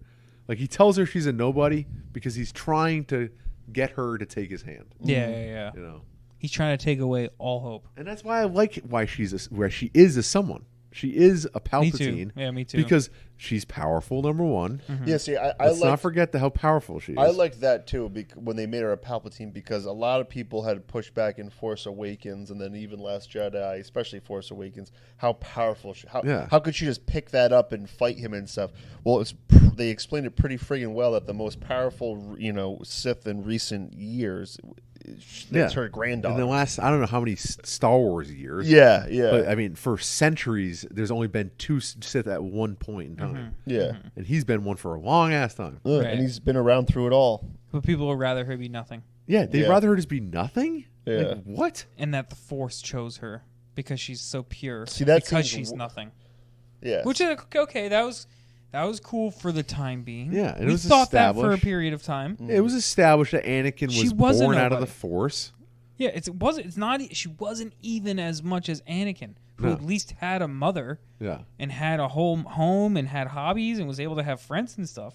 She lived on a junker planet. She was nobody. Yeah. She wasn't a Palpatine until the third movie. Yeah. So, and she built all that stuff, and the whole thing with Kylo just trying to break it down and make her feel like she had no hope. I like how the movie ties into destiny and like, it doesn't matter who you are born as, Right. Like Kylo Ren, Ben Solo was born to be the next great thing and became a bad guy. Yeah. She was born to be the next emperor. And then through fucking how she was raised became a good guy. Yeah, her lineage is to be the next bad your guy. lineage and who you are does not tie you down. Yeah, you know? how she was born was to be a nobody. She should have just died on the Jungle Planet. But then it's the whole story of her overcoming all of that. Yeah. And not becoming what she was born as, a Palpatine, not becoming what the card she was dealt as just a nobody, but becoming the third thing, her own choice. Yeah. Her It's own to be a option. Skywalker. To be a Skywalker. You can't get upset if she wants to become a Skywalker. It's her choice. Mm-hmm. Yeah. It's her choice. It's her choice. Yeah. She wants to be a Skywalker. Right. Let her what be would, one. It's a sick last name. She What if she identifies said- as a Skywalker. Now. What if the guy was like, "Who are you?" And she was like, "Ray." Ray who? Palpatine. And then she just went on as Ray Palpatine. But not bad. Yeah. Well, I don't know. That'd be too weird. It's like, what's your name? Ray. What's your last name? Hitler. Yeah, I know. Oh. Ooh. You might want to change that. Yeah. Change your name. Yeah. You know, a Skywalker used to live there. You should check that name. Yeah. All right. Well, I'm giving the movie a 9. Yeah. Because then we use Return of the Jedi, my favorite. It was still probably my favorite movie. Mm-hmm. Yeah. As the highest. You know, I'm trying to build it towards. It's Wait, Return of the Jedi? Yeah. Oh, yeah. It's still my favorite. That's your favorite? Yeah, you can have well, it. I thought Yeah. Empire was your We'll favorite. let that happen. No. We talked about this. Oh, okay. I gave Empire a 9, Return of the Jedi a 9.5, Force Awakens I a think 9. when you gave Empire a 9, you said it was your favorite movie. I have never once said that. Really? I have been so consistent for 10 years, 20 years at Return of the Jedi. Oh, no, it's my fault. It's my fault. I'm done. I'm not telling you your Todd. opinion. I was just confused. Except Phantom of the Menace. I gave Last Jedi 8.5 and this a 9. Mm-hmm. Boom. Set in stone, 9. So this movie was the highest for you, both of you guys. Yeah. Thank God we don't have listeners because they would definitely, this would be divisive. Well, hey, man. It's all right. I You read gotta, that. you gotta just hold true. No, to how you walking feel. out, I said this could be my favorite Star Wars You movie. gotta hold true to how you feel. Like if I had to think right now, I mean, I got to see it again. But I really love this movie. I don't care what the internet says. Yeah. I really don't. I don't give a fuck. Yeah, I Right. know. Yeah, and that's Walking how out. I feel. And I feel like I don't care about nostalgia.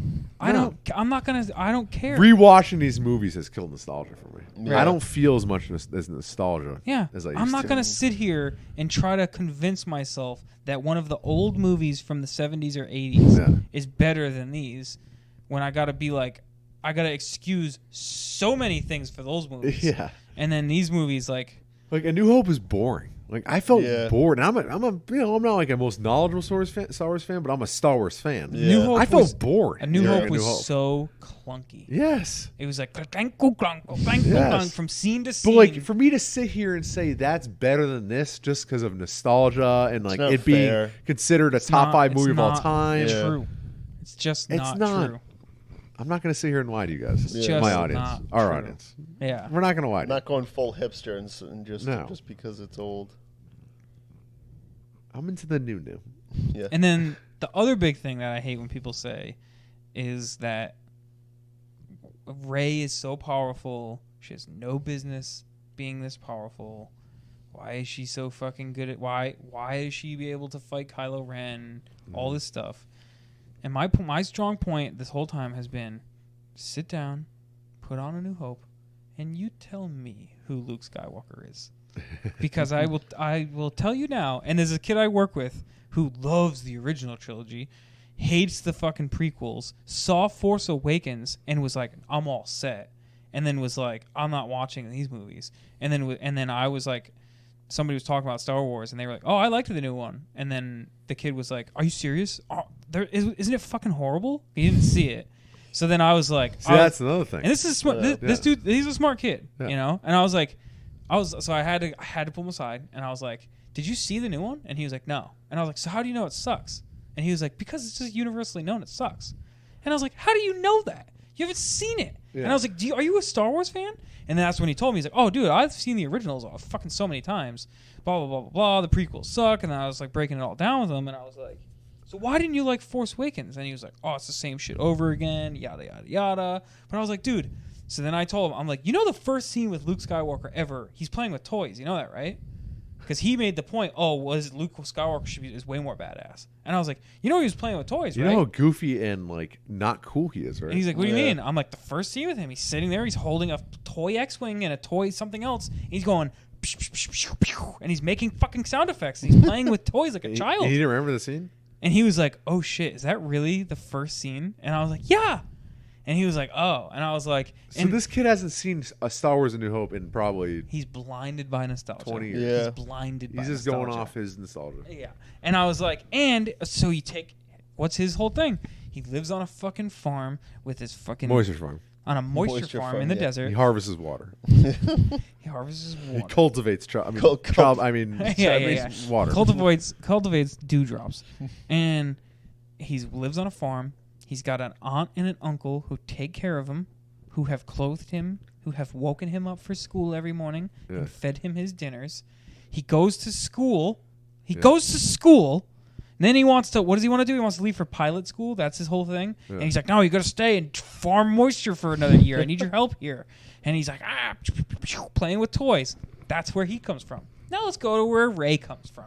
Rey was abandoned as a 4-year-old child on a Junkers planet as a female, right? And had to fucking fight and survive on her own as a slave to a junkyard fat fucking thing that feeds her putty that she turns into bread. Muffins. Muffin. Blue, puff putty, weird putty that turns into muffins. Green, fucking McGuffins and fucking...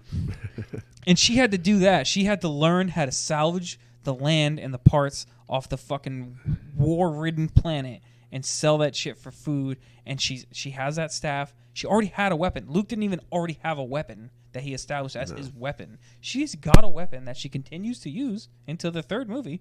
And she fucking beats the fuck out of people. And in my eyes, she's way more qualified to hold a lightsaber and to fight fucking big baddies than Luke Skywalker ever was. You couldn't have said better. You know? Yeah, plus, then when you find out that she's the granddaughter of Palpatine, it's like... And then that explains the Force power. It's like, I know Vader's supposed to be the chosen one, but if it wasn't for Palpatine, he might have not found the way or followed his path. So it's true. So we're done with the whole saga. We're done. This is it. This is the final episode. What do we all think of the saga as a whole? Man, what an up and down. Because like if you compare it to like obviously the last 10 years have been dedicated to Marvel in all fandom pretty much. Yeah. It's been definitely highs and lows, but it's more steady than Star Wars. Mm-hmm. Way more steady. Star Wars was a high, and it stayed high for about 10 years. Then it took about a 15-year break, and it plummeted. Yeah. Well, the difference, too, with like Marvel was like you knew what it was trying to get to eventually. And so you'd be watching these movies that came out, and then like Doctor Strange, for instance, which weren't a big fan of. But you knew Avengers was going to come. Yeah, you knew that there was a payoff. So you said, okay, I know why they're doing this, whatever, you know. So that there's that little bit that's different of why it was so steady. But the Star Wars, it was just... In the format's different. Yeah. I mean, you get one bad Thor movie. It's not a trilogy. No. It's not like, you're linked to this trilogy. You get a bad trilogy. That's 33% of it. And also, all these movies take place in one chunk of time. Star Wars is late 70s to early 80s, late 90s to early 2000s. Now it's mid 2010s to late 2010s. I almost wonder what it would have been such like a hard gap if it went straight from the originals to this. Never did the prequels? Didn't do the prequels first. I mean, I don't know if it'd be necessary time-wise and say they waited still would have been many probably years. modeled. But yeah. But George Lucas would have had something to do with this.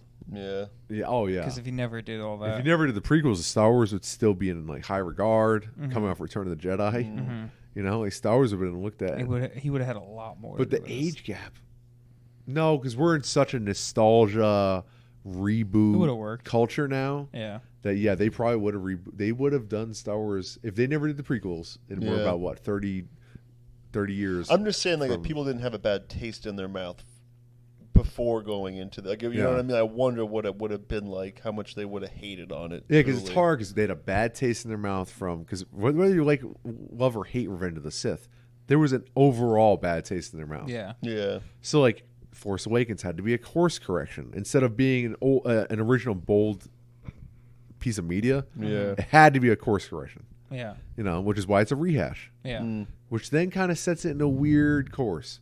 Because then they give it to Rian Johnson. And they want to pull away and do And he wants to pull away and do Yeah. something original. But in doing that, he sets the third one up for failure. I'm sorry, he does. Mm-hmm. And J.J. Abrams had to scramble. What do I do now? Yeah. Bring back it was Palpatine. like at one hand, like I did like the Snoke thing where you could just move past it, but then when you kind of like look at it, it's like, yeah, they just moved past it. Yeah. It was almost like it was pretty obvious. Like, okay, let me quickly explain this because now I gotta, Palpatine's now. Yeah. I gotta get you introduced to him. He's a clone. Let's move on. Yeah. It's tough storytelling. It truly is. They really, as a saga, it doesn't hold up now because the sequel trilogy does kind of.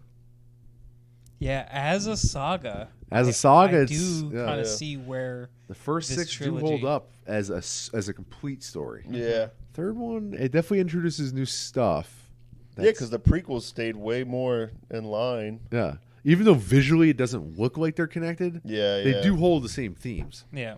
The politics is definitely a major theme in the prequels. It's like you just wish that like George Lucas was involved to help you stay on the path. Yeah. But when it came to directing and writing, it was in someone else's hands. Yes. Like if they kept him to be like, listen, you need to be our navigator. We need you for ideas and how we should handle situations.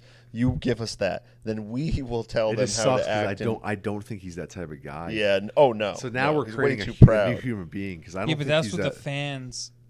That's how the fans are. Is that they think that Star Wars stuff can only come from him. Yeah, that's. It's like it's Lord of the that Rings. was a very Control. quiet thing when Force. I remember when Force Awakens came out. That was a very quiet side thing going on where people were like George Lucas truthers. But now, since this new movie's getting so much hate, the whole George Lucas would have done a better job. Is starting to become like a loud. Or even thing. not that. It's just that like the stuff can only come from him. Yeah. Yeah. It's Which like is Lord so of the Rings, untrue same because Dave Filoni, who's actually directed a few, and he's the head producer on Mandalorian, Dave Filoni.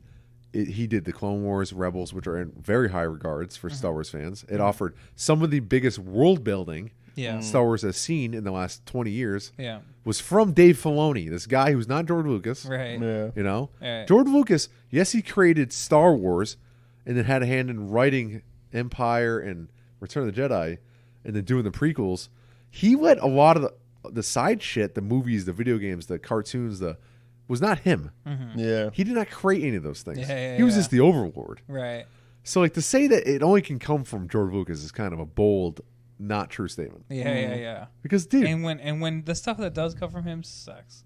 yeah, He fucks horrible things up. wooden dialogue. Yeah, no, it's He's bad. not good at writing scripts. I almost He's want an idea man. I've almost wanted to start watching the Clone Wars. It'd probably be fun to throw on. Yeah. Especially on Disney Plus, just throw it on, try it There's a out. lot of seasons, right? It's like 7 seasons. or Yeah, something. but they're like 20-minute episodes. Yeah. It's like It would just be Cartoon kind of Network. cool to get see some more characters and lore. Yeah, or even Rebels, which ties in a little bit more because it's set in between, kind of where the game's taking place. Yeah, It's yeah. like in that era. Right. That'd be probably more fun of a show.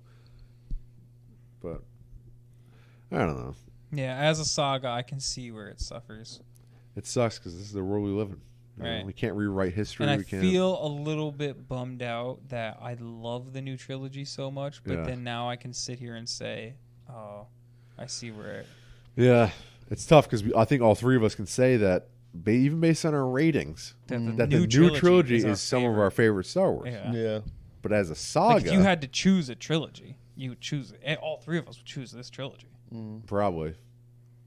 Yeah, if you were to say, you need to sit down and watch a trilogy. Yeah, to rewatch these movies, I would probably choose the new Or even ones. just based on ratings to say, Oh, yeah. which ones do we favor? Yeah, it's the new This ones. one. It's the new ones. Yeah. It straight up is. Yeah. And I think the reason why for me is just that it tells the story that Star Wars, I feel, tried to tell. Where Star Wars did some amazing things in terms of the world building and following all the rules and doing everything right or whatever, I feel like this one nailed what the original trilogy kind of started in terms of like the lesson and the morals that it shows and just the taste of the story. Whereas the prequels like did such a bad job at that. Horrible. Like bad job at like showing friends and family and love. Like did horrible at that. Only thing it gave us was like a couple cool characters.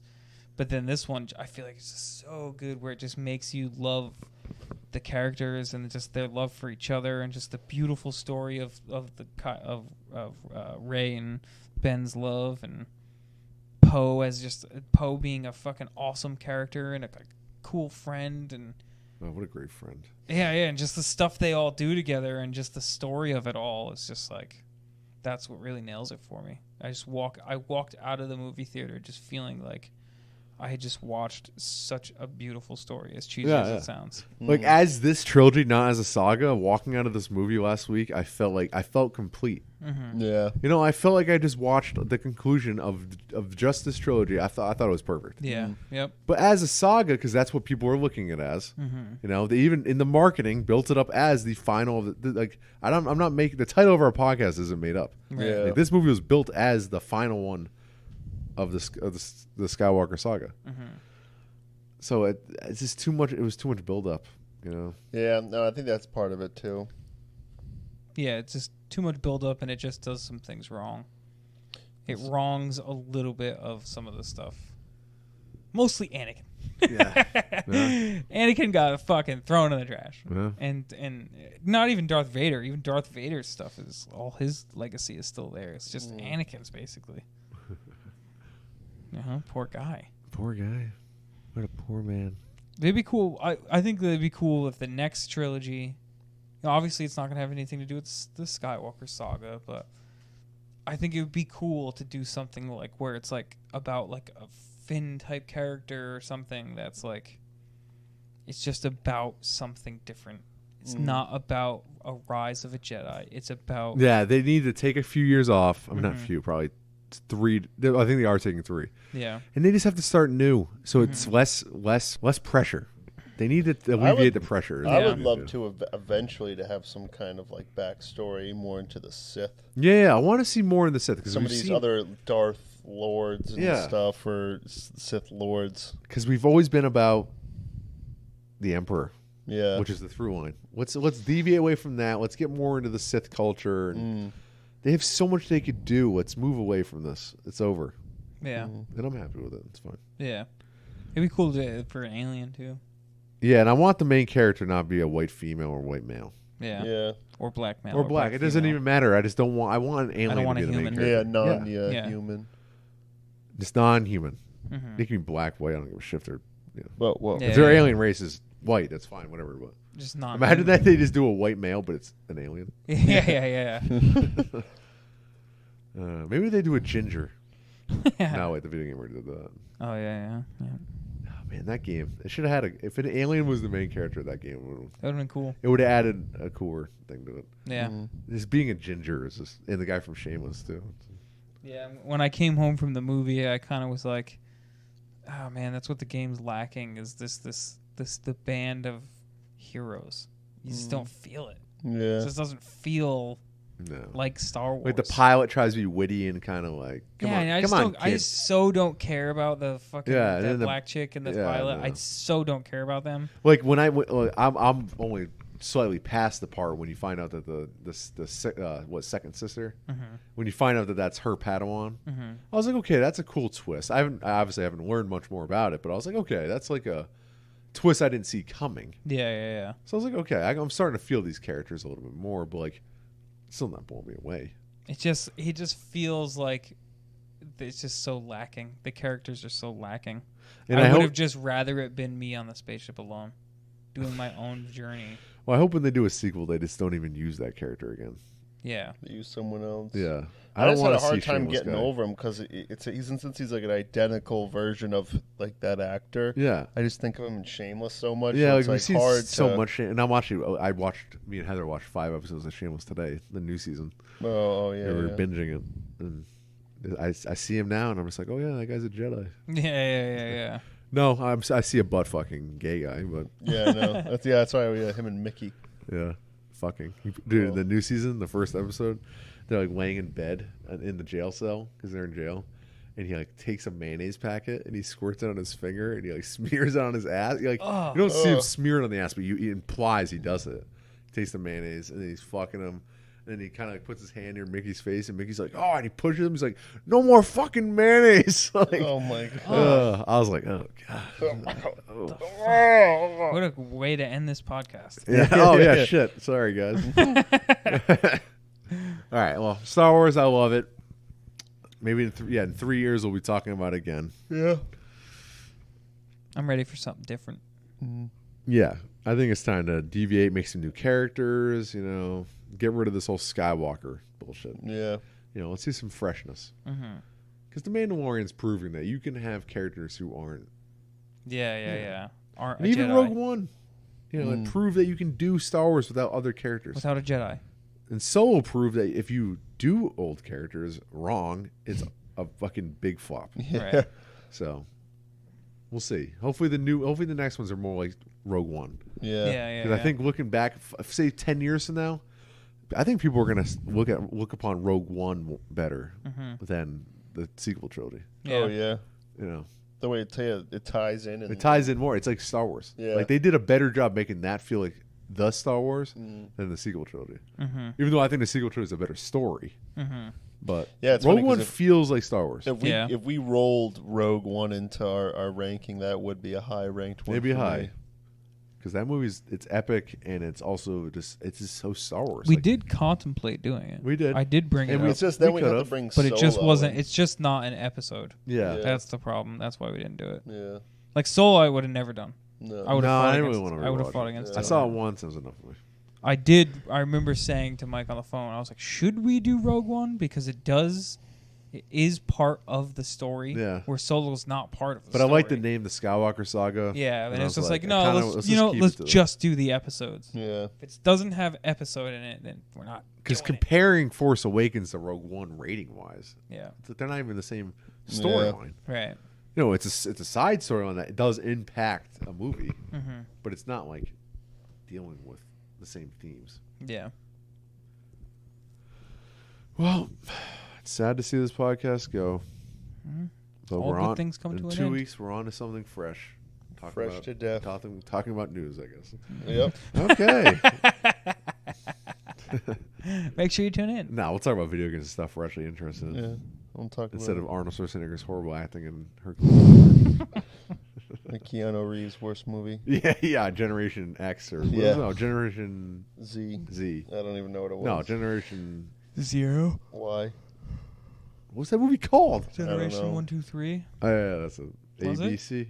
I don't know. All right, folks. Thanks for listening. If you're even listening. Bye bye. Bye. Jason, gonna say bye. Bye.